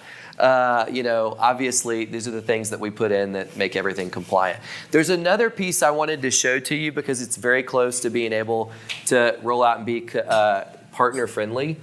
Hey, Matt. Yes. Can you just go back 2 slides? Oh, sure. I can't spell. Will you pop back to that? Shouldn't pick on people who can't spell. Can we just stay on compliance, Penny? We love the compliance, Penny. Here. The exchange is spelled wrong, so just we're putting it out. I just want to make sure that it's with a C. Listen, we did that because we wanted to make sure you guys are paying attention, and Poon gets the award. We have a special award. This is not approved for use. This is our draft. We said close, Pooney. We said close. So this corporate company worth $328 million with depositors don't know how to spell for shit. Get us decentralized. Oh, it does have a Z, doesn't it? But anyway, that was what now Susie said in the comments here, the timestamp 1302, what we just listened to, Matt Burks. This is an important line to Chris's point. First in kind, yeah, okay, you do it. Oh, it's gone. Wait. Where was it? Sorry. I click again. It's at the top. Oh, you won't be able to see it because the time's over it. This is an important line to Chris's point. First in kind. We built this insurance suite for Goliath. You guys are the only ones that have it. Wow. So also, they forgot the exit exchanges. Well, I think what they're saying is I've assumed they say e-changes instead of exchanges right there. That's the poor people would not be able to spell. I know all about that. I feel you guys. Okay, let's go to the next one. So Susie's now gone down to, Matt continues. Oh, hold on. You've got to read this part now. Susie's on a roll. Matt continues. Who were like, okay, we've never seen this before. You have to take us through every single piece. Okay.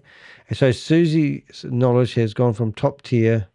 I don't know if this is relevant. Is this the same thing? So our knowledge has to be top tier to even get them to look at us, let alone get underwriters to actually put together full insurance policies for this.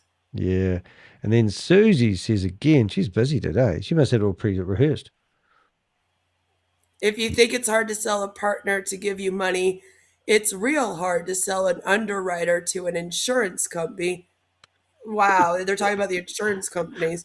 And to Chris's credit again, it's not cheap, Matt Burks. So Chris paid for it too then, obviously. Yeah, and there was a part there where she said, I think this part here, we'll just have a look at this after you read it, if you don't mind. Let's have a look. We'll go there. We'll go. 1427. Yeah, I'm at 1420. Okay, we'll have a listen to it first. Pretty, but okay, all right, well, Poon gets to be our proofreader now. So we have all it. kidding, like, aside. 10 seconds. That's the closer. 8 seconds. Yeah. I mean, when you have that degree of language in 5 there. seconds. With the insured and bonded, it says we're vetted, we're cleared. And Now, that there was priceless at the time because they talked, I remember that slide was quite important because they said using the word investment was a no-no. You had to talk about it as a private equity fund or something like that. And then when you get to this slide here, the whole slide is talking about everything to do with investments to save their asses. So don't talk about... It's hilarious. Yeah, don't talk about Fight Club, but here's Fight Club. Right. That was ridiculous. So Also, by the way, I also just want to say that having a disclosure, all these companies seem to think that if they put up a disclosure, then it's some like get out of jail free card because they put up a disclosure. It's not, especially because there's a certain way to write them and certain laws you have to follow. And oftentimes they aren't written correctly. Well, the other thing, it's like a surgeon, I often say, doing an operation. And just before you go in for an operation, he says to you, read my disclaimer. And it basically says, I don't know how to hold a knife. I don't know. Basically everything that he does wrong, he's not liable for. I only went to 1 year of medical school and now I'm here. Yeah, that's right. And you've got to sign it and go, okay. But he's also claiming he's not a surgeon at the same time. Yeah, but here's a document from a surgeon telling you he's not responsible if he sneezes inside you when he's cut you open and he's using a pocket knife instead of a scalpel. Like you're at the hospital. Yeah. Yeah. I'm not here for a, what does Judge Judy say? Where did you think you were going today? To the beach? But people were here because they were here about investments. They weren't, this is the whole company was an investment company. So we'll just listen to what they say because this is the 1427 slide. Did you want me to listen to this, Susie? Susie's not my director, by the way. She's my leader. She bankrolled me into invest. Oh, sorry, I have to tell you what. It's like, and even I don't know where Susie is. I think she's in Fiji. We talk about having those insurance coverages in place. Just to She's going to kill you for that for a comment second. later.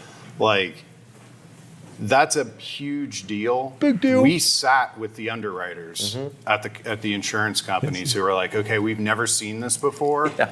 You have to take us through every single piece, one of which is what Matt wants to show you next. But like, what's the glide path of money? What are the securities in place? What are they actually doing?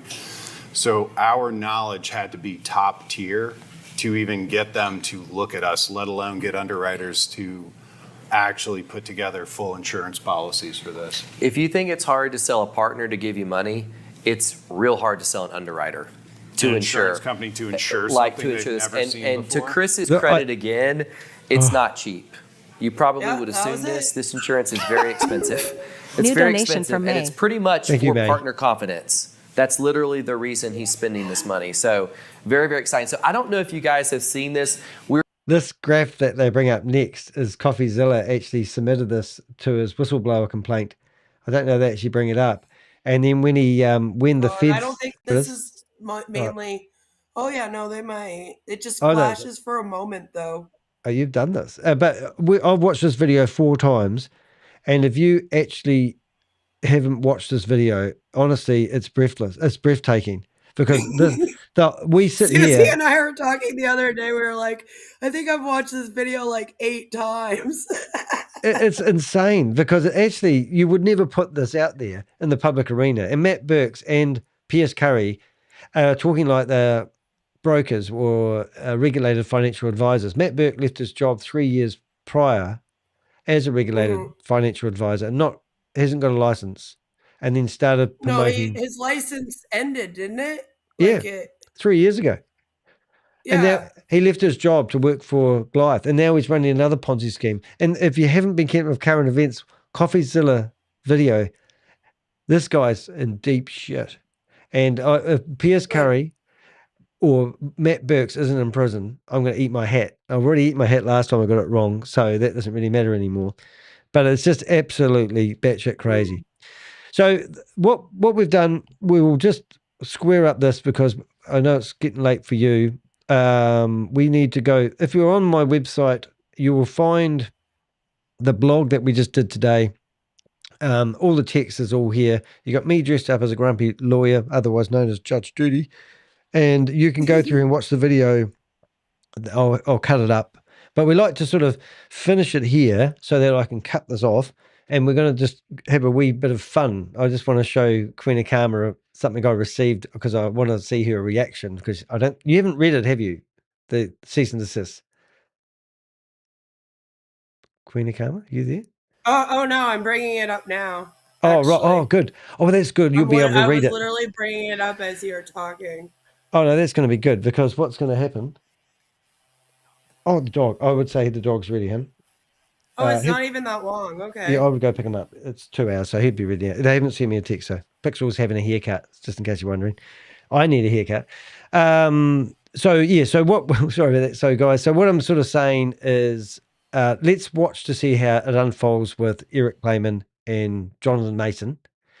Let's see if the motion to dismiss works. Let's hope that we've got a good judge that actually sees, no, there's definitely a lawsuit here. And if for some reason the motion to dismiss works, my motion to dismiss didn't work, the actual lawyers that were going after me filed a discontinuance. But if it does work, then there's no help for any of us. So let's just hope we've got a good judge, people use some common sense, and they take into consideration all the victims that have lost hundreds of millions of dollars. And these guys are co-conspirators. They need to be held accountable.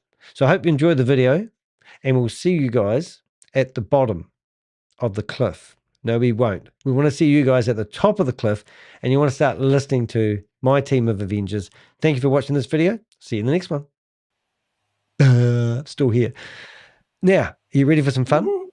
Okay. Yes. Okay. So what I can give you, I don't think we'll bore you with the email I received, but I think I will bring it up while Queen of Karma's talking. But I've received, let's see if I get this right. So we've been going after a scam called BG Wealth Sharing, and it's $1 billion scam. They claim they have 900 people involved in the company.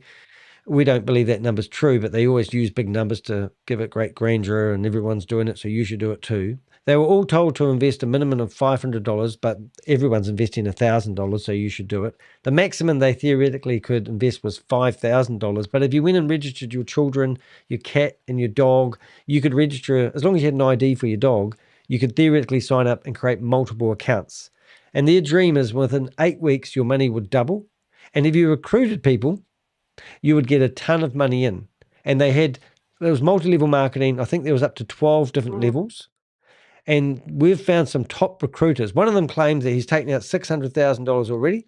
He claims that he's got $1.9 million on the platform, and he was up to make $14 million in the next year. And now it's all fallen over. All these leaders that were promoting it, taking the money, getting the cars, taking out thousands of dollars every day. One guy claimed on video, which is in my shorts, that he was taking out $20,000 a day, $18,000, every day. And now what's happened, it's all fallen over, and all these people who were promoting it are now claiming they're victims. So we've been going after all the main people at the top and naming and shaming them, as we do, and they now have trying to fight back. And it's kind of like bringing a knife to a gunfight. And this, I haven't even read this. I've actually replied to this already.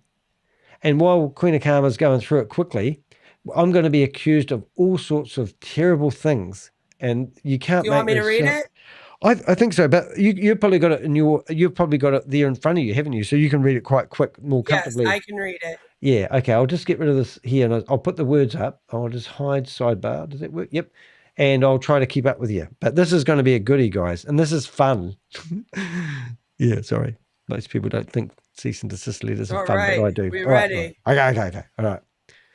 All right. Dear Mr. DeHeck, this correspondence serves as a formal demand that you immediately cease and desist from publishing, distributing, live streaming, broadcasting, reposting, or otherwise promoting false, misleading, defamatory, and damaging statements regarding me, a huge bitch, Gagan Sarkaria, and any alleged involvement connected to BG Wealth Sharing Limited or any associated entities. Hold As a it. YouTube, Hold it. Did she say that she's working? Oh, she's claiming that I'm not a bad mouther about BG Wealth Sharing Limited. Was she speaking on behalf she's of BG? basically saying she's not connected anymore. Oh, no way. And that you saying that she's connected is defamatory. Like you're Oh my slandering God, they try it. Oh, this is priceless. Oh, I'm excited now. Anyway, sorry. That's that was kind funny. of what it says to start off. All right, we'll go to the end now. And then she says, as a YouTube influencer and self-proclaimed journalist or media commentator, which is funny because you're not even a self-proclaimed journalist. No, I don't even know what that means. You are an actual journalist. Well, I am now because Google Project Shield, you might have heard of them, provide me a Google Project Shield, and it's a service they provide only to journalists. And if you go to Wikipedia, which you may have heard of, I'm actually an awesome investigator, journalist, whatever. That's who I am. Anyway, I'm not saying who I am. I am. Anyway, that's even CoffeeZilla calling me a journalist. I'm a journalist. Anybody can call themselves a journalist, to be honest, anyway. Right. Yeah, I'm just saying. All right, carry on. I'm getting excited. I'm a journalist. Especially an investigative journalist, right? Like anyone could technically do that. Yeah, and I've got 500 blogs just on Ponzi schemes. I've actually published over 2,000 blogs on my website. I mean, that would be a journalist? What wouldn't be a journalist? I'm a blogger? Right. No. Anyway, carry on. Getting excited here. But this is exciting for us. You bear both. She says you bear both an ethical and legal responsibility to exercise reasonable care, professional due diligence, and definitive fact-checking prior to publicly disseminating damaging allegations against private individuals or businesses. Responsible journalism requires impartial investigation, verification of sources, balanced reporting, and the opportunity for the accused party to respond before harmful claims are presented to the public as factual assertions. Well, She's got a point there, though, because, it's really hard to find her contact details on her website. They don't exist. Anyway, but right? Yeah. I did try ringing her on a live once. Does that count? Maybe. I don't know. Okay. It says they put their phone numbers all over the internet and tell you to call them if you're interested in the opportunity. So she put the phone number at the bottom. Can you scoot down and have a look? Because I'm curious. We can give her a ring now. Don't. No. Oh, well, how do I respond? Which is interesting. I'll show you the reply. I'll show you the reply afterwards because she's got a chance to respond now. Anyway. All right, let's carry on. So she says, it has come to my attention that you have instead utilized online platforms, including YouTube and related social media channels, to circulate and amplify unverified allegations, AI-generated or AI-enhanced graphics. Yeah, sorry. Well, I think I have actually. Manipulated imagery, scripted commentary. Oh my God. Speculative narratives. Every day, all day long. That's exactly what I do.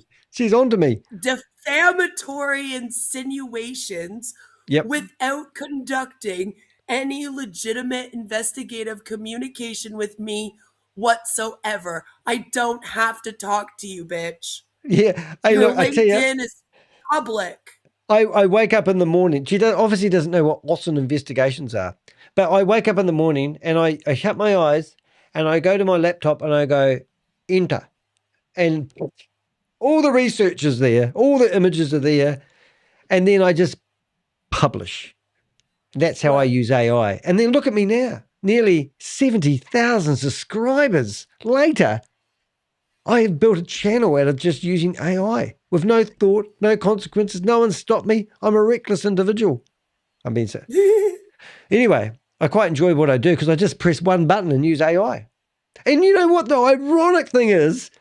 Let me not mention one name. And Susie, do not get too excited when I say this name. BG Wealth Sharing was built on AI. Yeah. Stephen Beard. Has he got a digital Well, and footprint? their AI trading. Oh, that's right. I forgot about the AI part. And now she's criticizing me for using AI to investigate stuff. That's quite good. I like it. I don't know. I thought that your image of her looked pretty good, but anyway. Yeah, that's right. She goes on to say, additionally, in one of the meetings, I was present in what was understood by all participants to be a private meeting and discussion. No. During which I was recorded without my knowledge or consent, nor the knowledge or consent of the other participants. Oh, no, present. you said. That's a lie because you record all your meetings, and at the start of them, it says, this meeting is being. You weren't allowed access. You really need to go through your member list because they don't like you and they give us access. Right. Sorry about that. Oh, where are we up to?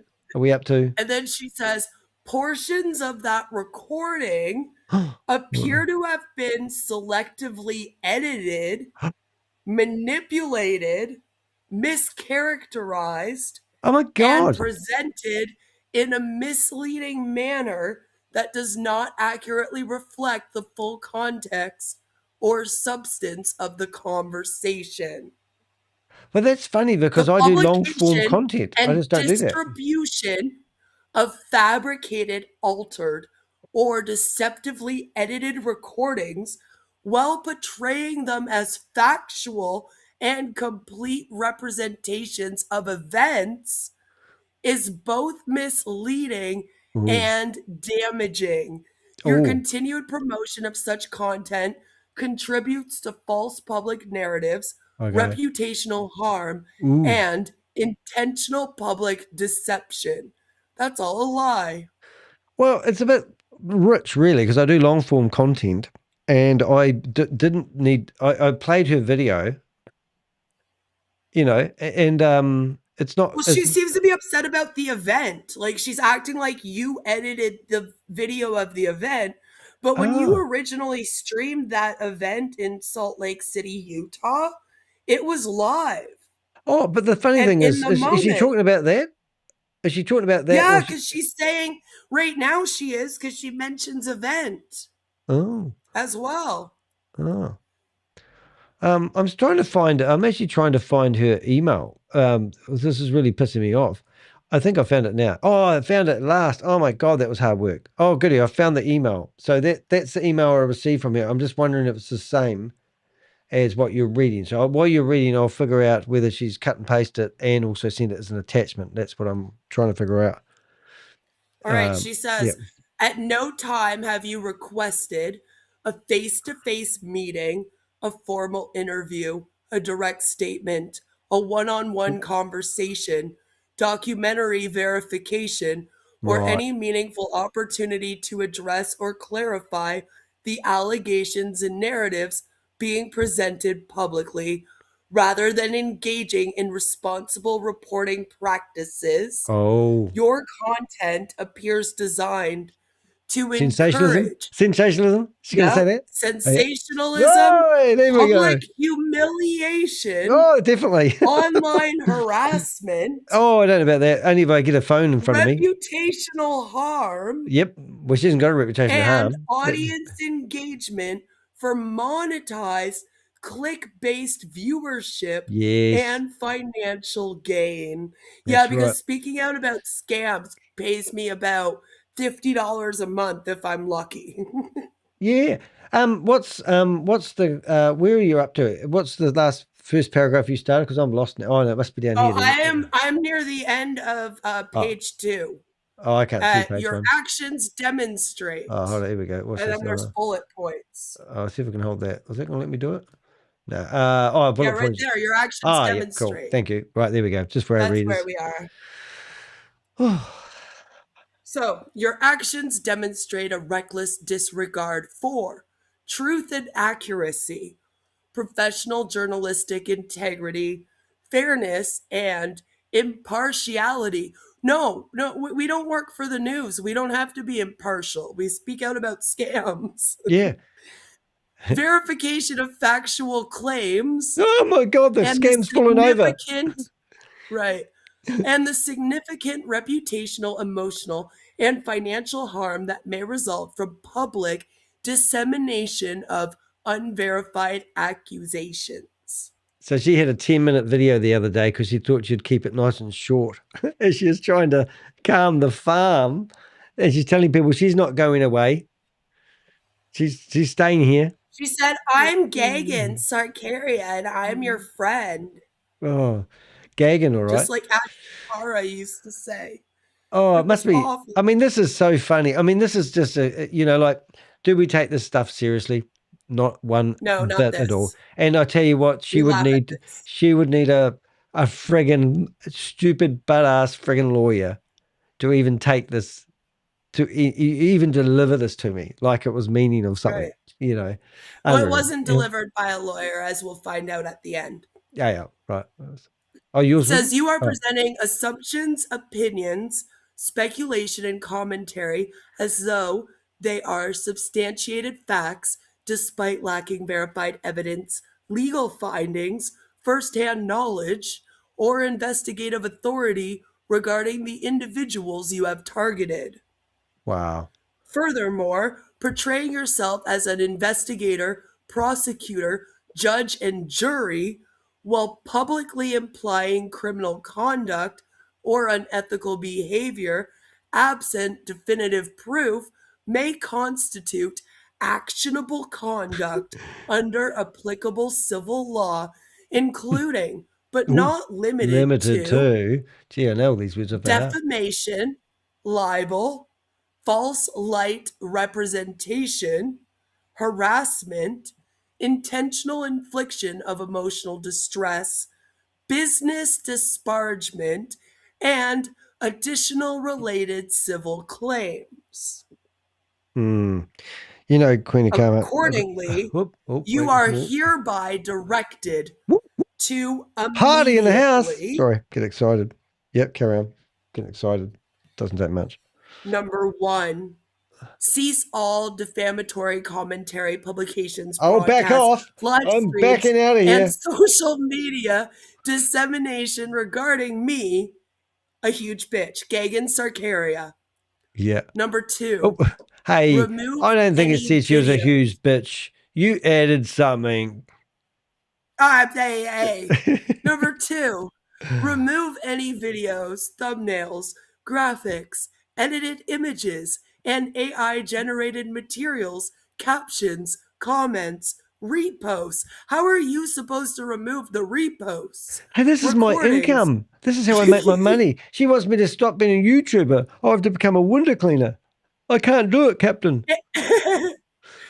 And related content that falsely portray or damage my character, integrity, or reputation. She doesn't have any character. News. None of them falsely portray her, so you can keep them all up. Yeah. I got to show you something, right?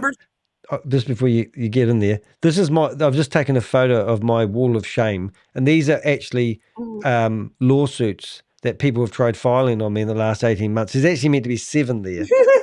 But I'm sorry, Gaga, whatever your name is. Gagan, one of those lawsuits is trying to do me for defamation because I mispronounced their name and they're calling me a racist person. So my defense is I have a reading level of a 9-year-old. Doesn't mean I'm not allowed to be a YouTuber. Just because but you know, these are lawsuits that are on my wall. And I'm sorry, Gaga, you're not going to make the wall of shame. We don't take handwritten, what do they call this stuff? ChatGPT, AI generated cease and desist letters. They don't mean shit. Right. Okay, carry on. Sorry. done my bit. What are we up to? What am Number I? 3. Oh, there's more. We're on number 3. Yeah. Refrain from publishing or repeating future allegations absent independently verified factual evidence. And number 4, preserve all records, communications, uploads, drafts, monetization records, analytics, edits, production files, recordings, and related materials concerning this matter for evidentiary purposes. And then she says, please be advised that failure to comply with this notice may result in formal complaints and legal action being pursued through the appropriate channels, including but not limited to local and state authorities, applicable federal New Zealand agencies. isn't a state. Sorry. You're right. Legal counsel, Okay. YouTube and Google policy enforcement Now divisions. that's funny because they don't even give a shit. Because they don't like multi-level marketing companies, sweetheart. Yeah. So you're breaking terms of service right now. I think we And should take any down the website. additional jurisdictions relevant to the publication and monetization of the content at issue. This notice serves as a final opportunity to immediately discontinue these actions prior to further escalation. Respectfully, Gagan Sarkaria, formal. Wow. No lawyer. Wow. No signature. Yeah. Well, Not even signed. Gagan, is this your domain name? Let's have a look. Does it Yeah, still her work? other domain name is just gagansarkaria.com. Well, she's got one that's called limitless.international or something.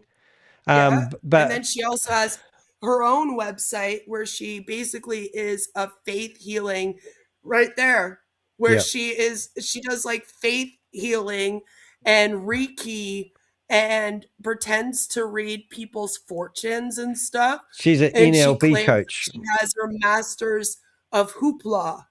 Yeah, hoopla jupla. But she's basically most of these promoters control the mind, and she Yeah, self see? promotes herself. As anyone's going to self promote themselves, rather than pointing the finger at someone like me, doing sensationalism and all this sort of stuff. What the hell is this lady on?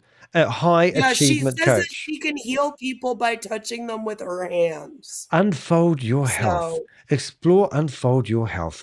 Both Gaga and her team explore the world of mind-body medicine. And what is a lady who's exploring the mind-body medicine doing, promoting a Ponzi That's scheme? an illegal medical claim.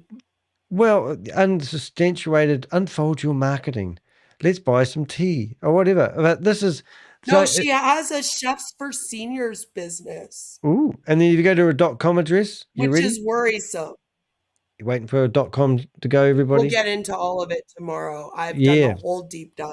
Oh, good on you. That's great. Because what we did is if you come to, what I'm trying to do is basically do a thingy on each person.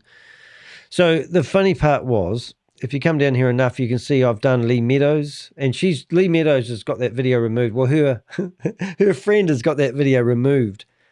Because her friend is a cybersecurity expert, but her friend decided to sign up for BG Wealth Sharing and install Bond Chat, and then her friend said that she's an accredited investor, so we've had to scrub her out of it with She's blurry not very face. good at her job then. Yeah, she's not very good. So she signed up, paid to join a scam, and she's a bloody security expert, installed the worst app in the world. So that's Lee Meadows. But the other one that we can, if we hit the back button, and I should have gone into Lee Meadows, I got distracted because we're all about Gaga at the moment. Ugh. Oh, why is it Good doing morning, that? Violet. Oh, Violet, hello, welcome. So this is the event that we did, and these are the AI images, and you can see that I was actually at the event as the security guy wearing my no scam t-shirt to give people, and there's years up there showing concern. But the real batshit crazy part of it is when you're in here, we went through, we talked about human trafficking at the start. And then we went through. So this is her here. So listen to this. This is her on stage preaching the friggin' sermon about how wonderful. Yep. Compounding of your time, compounding of your team. How many of you know those? Yeah, she is a psychic. Yeah. See? Positive affirmations. Everyone cheer. Astrology psychic person. Absolutely batshit crazy. And then what she probably is talking about as well, say bye-bye to Jonathan, when you come down to and click on, I think that was live, and these videos really did well. I actually think we don't, so there they are. So this is so funny because Queen of Karma took snippets out of these, and I didn't realize, but we got photos of them all dancing and watching people that promote Ponzi schemes and scam dance. And the fact that this guy, Harvey Joseph Doxter, come out on stage was absolutely incredible. But these are the dancing videos. And this is her. Basically, we've got the evidence of her committing the crime, and she doesn't want that on the internet. She's trying to destroy evidence. That's why we've got this cease and desist letter. She's just trying to get rid of it. Right. And this is, I think this was dancing. Was this dancing? It was. You used it, didn't you? What we were told. So it didn't matter what people told us at the time. I had this thing in my head about a paradise earth and how I was going to live forever. Go doing the J-Dub thing again. Stop talking about that, Danny. Leaving the past behind. Did you want to do my video of them dancing? Yeah, it might be better. But we've done a whole thingy-majiggy, whatchamacallit, all about her. And honestly, they have been scrubbing the videos off the internet, which I'm sure that you would have gone to a few websites. So, I mean, just to drive that point home, when you come here, you can actually click on, this is behind MLM Limitless. So this is their website. So she's taken the website offline, and this was her website all about BG wealth sharing. So we bookmark these things. We don't save everything. But when you go to here, that's my video. There, I sent it to you in the guest chat. Oh, you're awesome. On our thing here. Oh, guest chat. I hate using this guest chat. It's the worst chat room ever. There it is. Oh, and you can't click on things, but I'll get there. It's all right. I'll get therapy. Oh, you can't? No, what I'll do as well. See, this is what we do with our database. I can. No, I can't click on it when I so yeah, it's my song. I own the rights to it. So good. All right, let's go that. What I'm going to do, I'm actually going to put it on another screen. Oh my goodness, what's happened? Right now, other screen, moving out other screen, and then I can put it big size. Hey, it's got me on it. Funny. All right, now we're going to flip screens. It does. All right, does that work? I think so. Well, can we go big screen now? Go big screen. Yeah, that's better. All right, now we can get the full immersion. All right, put it back to the start and let's go into it. 2 minutes. Oh, hold it. Yeah. Gather round, future millionaires. I got a bedtime story for your blockchain dreams. He said, copy this link, wake up rich by 3. Bro, that ain't trading, that's online make-believe. $8 it all, you can chill, you can nap. If your robot's that smart, why it needs your cash? Trust the system, BG got the sauce. System looking kinda thin, more like dental floss. Screenshots of profits, all cropped at the frame. Whole thing smell like spam mail in a chain. BG wealth, sharing is cap, my friend. Ain't no magic money, you can just send. You can't trade crypto by a copy-paste link. Use half a brain cell, just stop and think. There is no AI making you rich in your sleep. It's a big goofy scheme, not a secret technique. Stephen Baird ain't real, that dude's a meme. And Joseph Smith is a Mormon in a different scene. He said, bro, I met Stephen on a private jet flight. Yeah, Agent Peg photo with the lighting not right. Sex accent keeps changing, name spelled 3 ways. Profile born yesterday, got success in 10 days. They throw mentor around like confetti and rice. Send you Bible length text but can't spell device. Joseph Smith taught me these crypto keys. Buddy, that's religion, not trading expertise. Sharing is cap, my friend.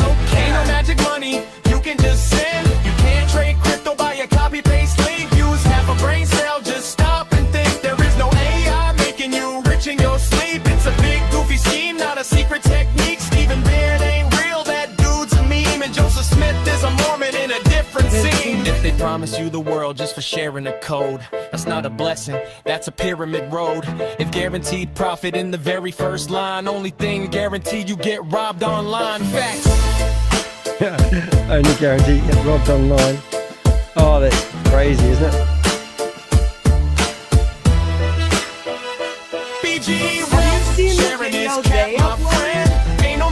Hey, I'm listening to my song.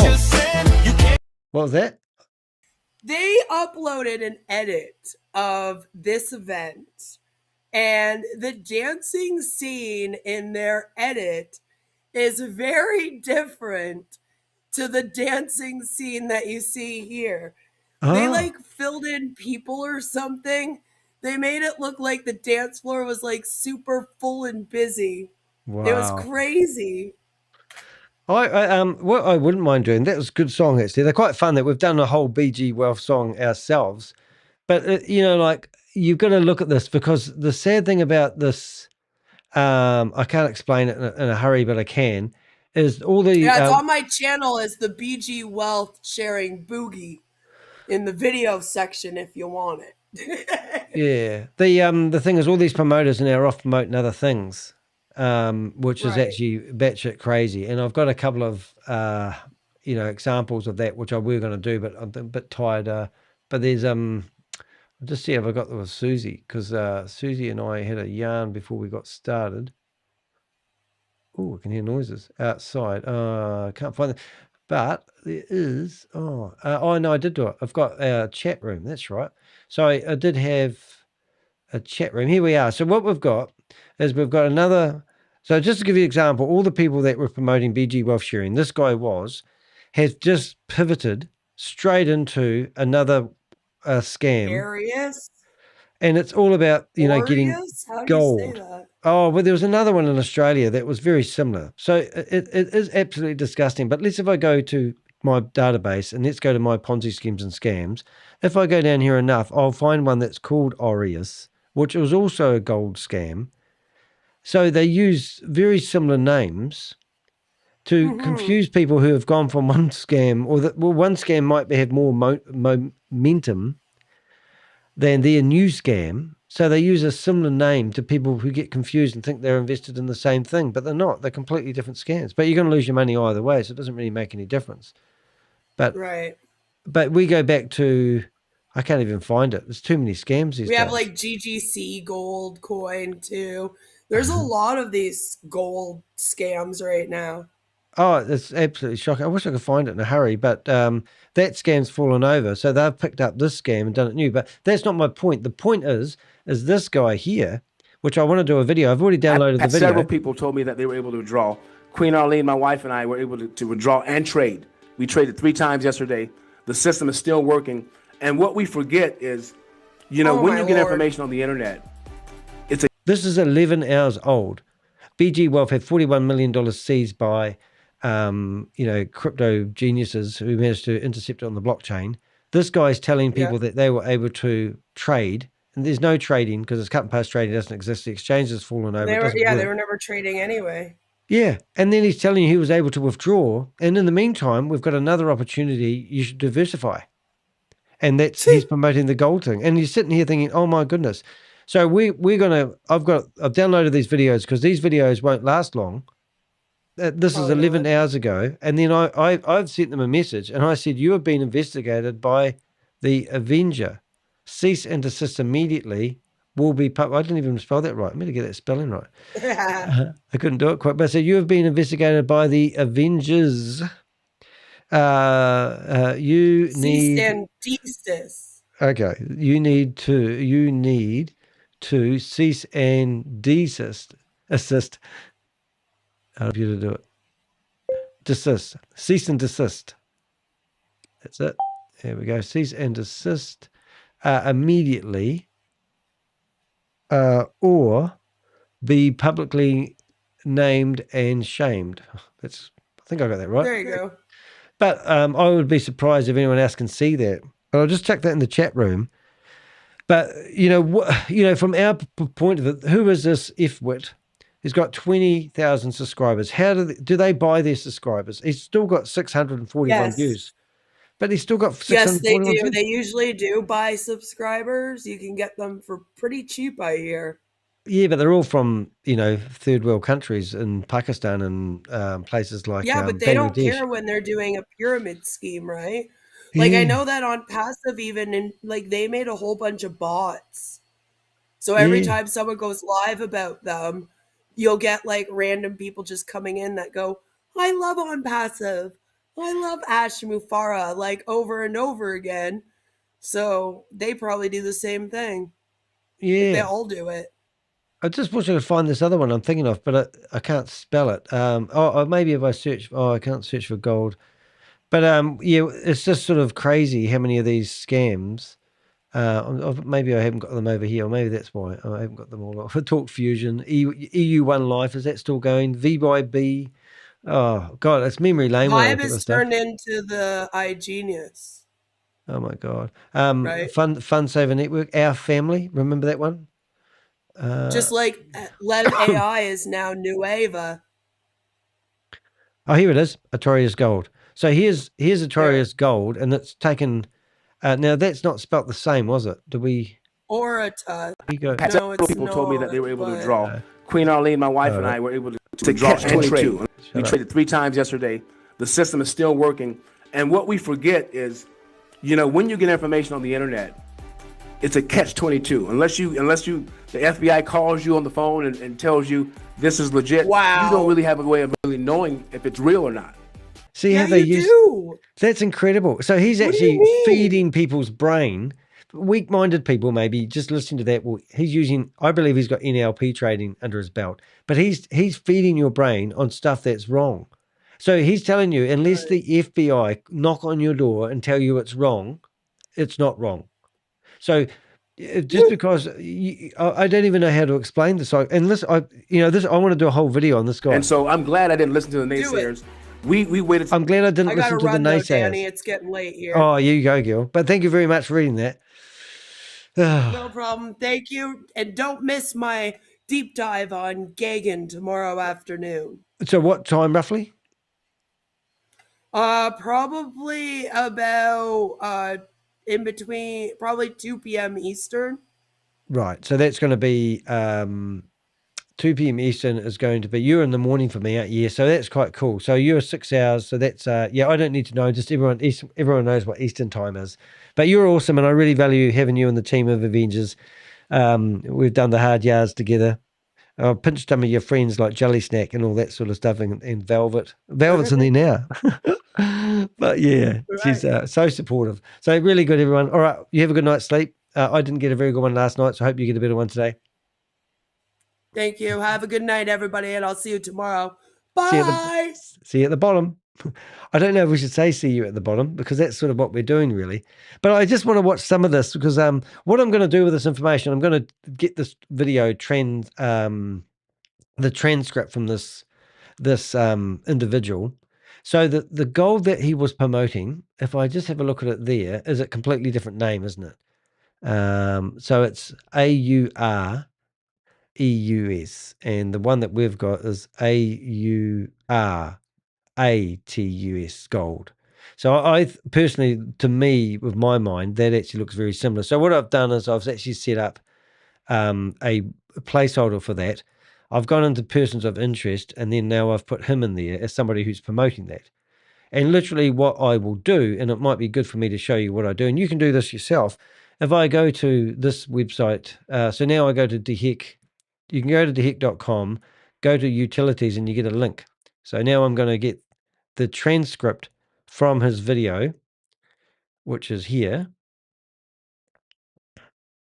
And it takes a wee while, and it's a free service. I think you can do 25 transcripts per day. Now the video needs to have rendered. So now I've got the whole transcript. So I copy that message. Now I'll go to my chat GPT. I'm going to go to search chats, because I actually think I've done some research on this couple already. So if you want to use chat GPT successfully, what you really want to do is make sure you basically build a thread on whatever you're researching. So I haven't got a thread on there, but I might have done one on him. So I'm having another wee look, and I've only found him in a list somewhere.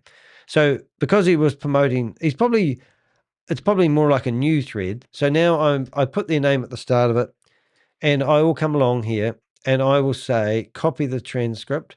And I'll say, I've found a couple that are promoting a new opportunity after, actually, I've done this wrong. I'm going to go to BG Wealth Sharing because that thread is all built, and that's brilliant. So now I'm going to say, Jimmy, I've found a couple that are promoting a new opportunity after, a new opportunity after the collapse of BG Wealth Sharing. And I have found a video where they're telling people to diversify into a new opportunity, which I haven't done an investigation on yet. Right? And then I paste that in there. And now what I'll do is I found a new couple. Oh, stop that. Sorry. I will put a new couple. I found a new couple, and I'll put in brackets. And then that blah, blah, blah, yet. I've just found a video of theirs where they're encouraging people to join it after the collapse of BG Wealth Sharing, right? And then what we'll do is we will go back to this transcript that we've got, and we'll post it in here. Then I'll go back to chat, and I will put that in there. Oh, I've already done that. Silly me. Okay, and the other thing I could do is I do have research on there because I've got another video of this couple doing stuff. They're actually rampant. Some of this stuff is just batshit crazy. But long story short, I want to start investigating the third Ponzi scheme I've seen them promoting, and it's called this here. And then so what I tell ChatGPT, and then I'm going to put that at the top there. I found a couple. It says, right, I want to start building a knowledge base on the opportunity, and I want to highlight all the red flags. So I'm going to build the knowledge base up by giving you a whole lot of content, right? And boom. And now what it will do, it will read all the transcript from the video, and it'll give me a base to build a pretty important blog.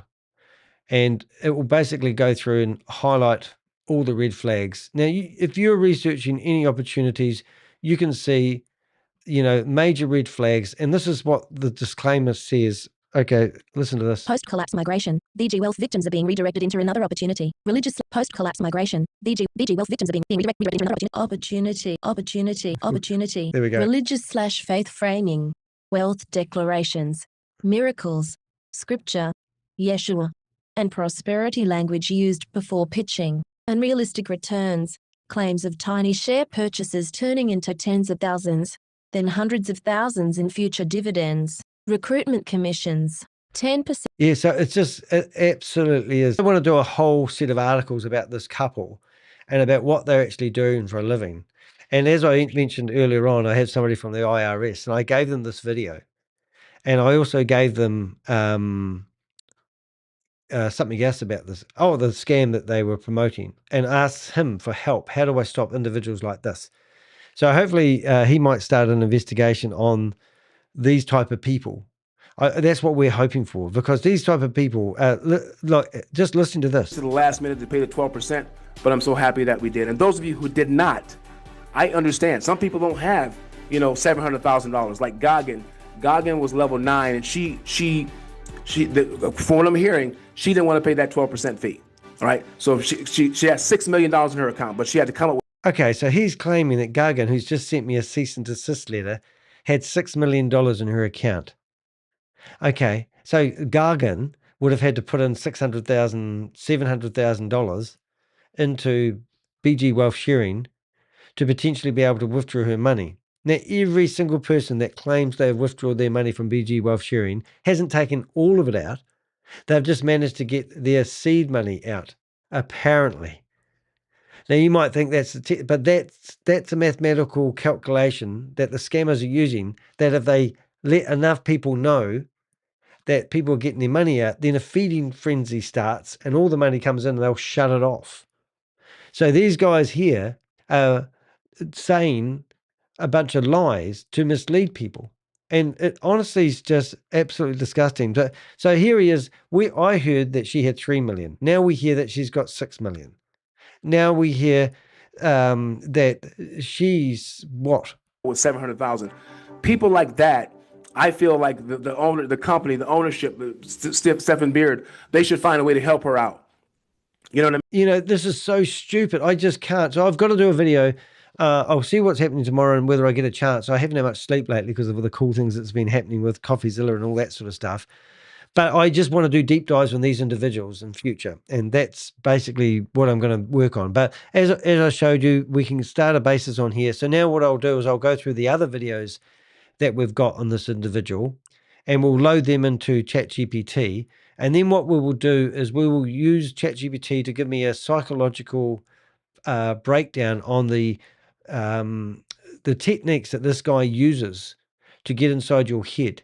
Because when I listened to what this guy said, now we had another individual, we great crashed, and then we rang him up afterwards and we talked to him, and I was quite surprised how nimble he was when I reasoned with him.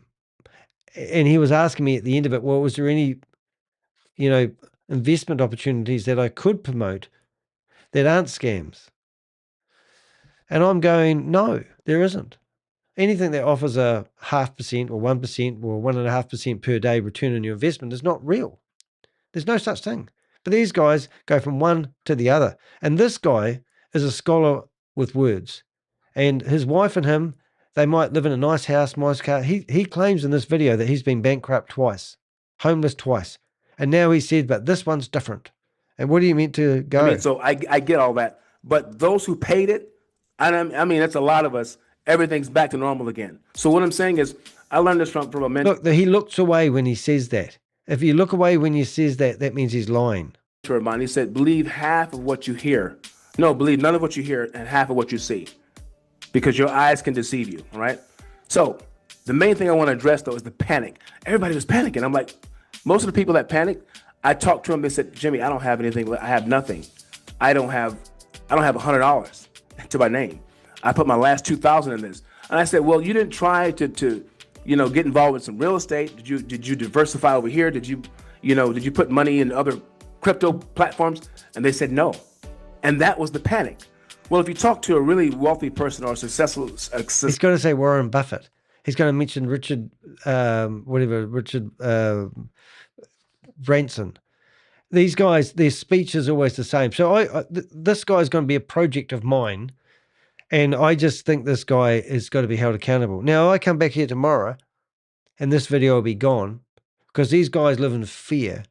So we download their videos when we see them and we literally suck every video off their YouTube channel and store them for evidence. Because if these guys have defrauded you, then you guys are going to reach out to us. Join our Signal group that we've advertised. If you go to Ko-Fi, where people have been donating coffees to me, you'll see that we've added links to our Signal group in there. And you can go in there but honestly, these guys, we've had enough. This is not the way to make a living. And these are the type of people that really need to be stopped. So hope you've enjoyed today's show. I will cut off the first part of this and we will produce a video all about Eric Clayman and also our friend Jonathan Mason. And we will hopefully have archived information on the internet of the dirty dealings of those two individuals that were co-conspirators of Goliath Ventures, who stole $128 million from mum and dad investors and also used their company to get into debt and left people with a horrible trail of destruction. So the detrimental effects that company has had on people, please, if you're struggling and you're finding it hard to process what's happened to you, reach out to us. We've got Avengers that can help and we will listen to you. And we'll get you, we're not professionals in mental health, but we won't leave you without someone to take you or guide you in the right direction. Don't let this consume you and don't let it overwhelm you. You know, we are watching relationships and friendships be destroyed by Ponzi schemes and scams. And that's the saddest thing I see. So let's build up each other. Let's spend time helping each other. Let's listen and let's move forward and let's make wiser decisions, especially when it comes to investing your hard-earned money and what you want to do with your money. Don't be influenced by other people. So we'll see you in the next video. Thank you, Susie. You go to bed as well. I know it's late for you. And we'll see you guys in the next video. Thank you so much for watching. And over the last 48 hours, it's been the absolutely biggest, I don't even know the words, but I just want to say thank you for everyone that's donated. And it really does make a difference. You've taken a world of pressure off me at the moment. And I've posted some comments of thanks to CoffeeZilla in my in the post section or the community area of my YouTube channel, and also on LinkedIn and also X. I have got 1,000 emails in my inbox from people that have donated, which we are going to write back and say thank you to every single one of you guys. It really helps keep it going. As CoffeeZilla said, investigative journalism doesn't pay well, but the fight that we've had to do hasn't been just done with money. It's been done with relationship, friendships, and trust. And these are the same things that Ponzi schemes and scams destroy. So every action has a reaction, and let's use these things that have destroyed a lot of people to actually build something stronger. And maybe you can help somebody else who's about to invest and think about what it was like for you when you were making those decisions, how you'd made your mind up, you know, all that sort of stuff. Let's see if we can help each other. And I'll see you guys in the next video. It's been a blast. Thank you. I'm Danny DeHeck.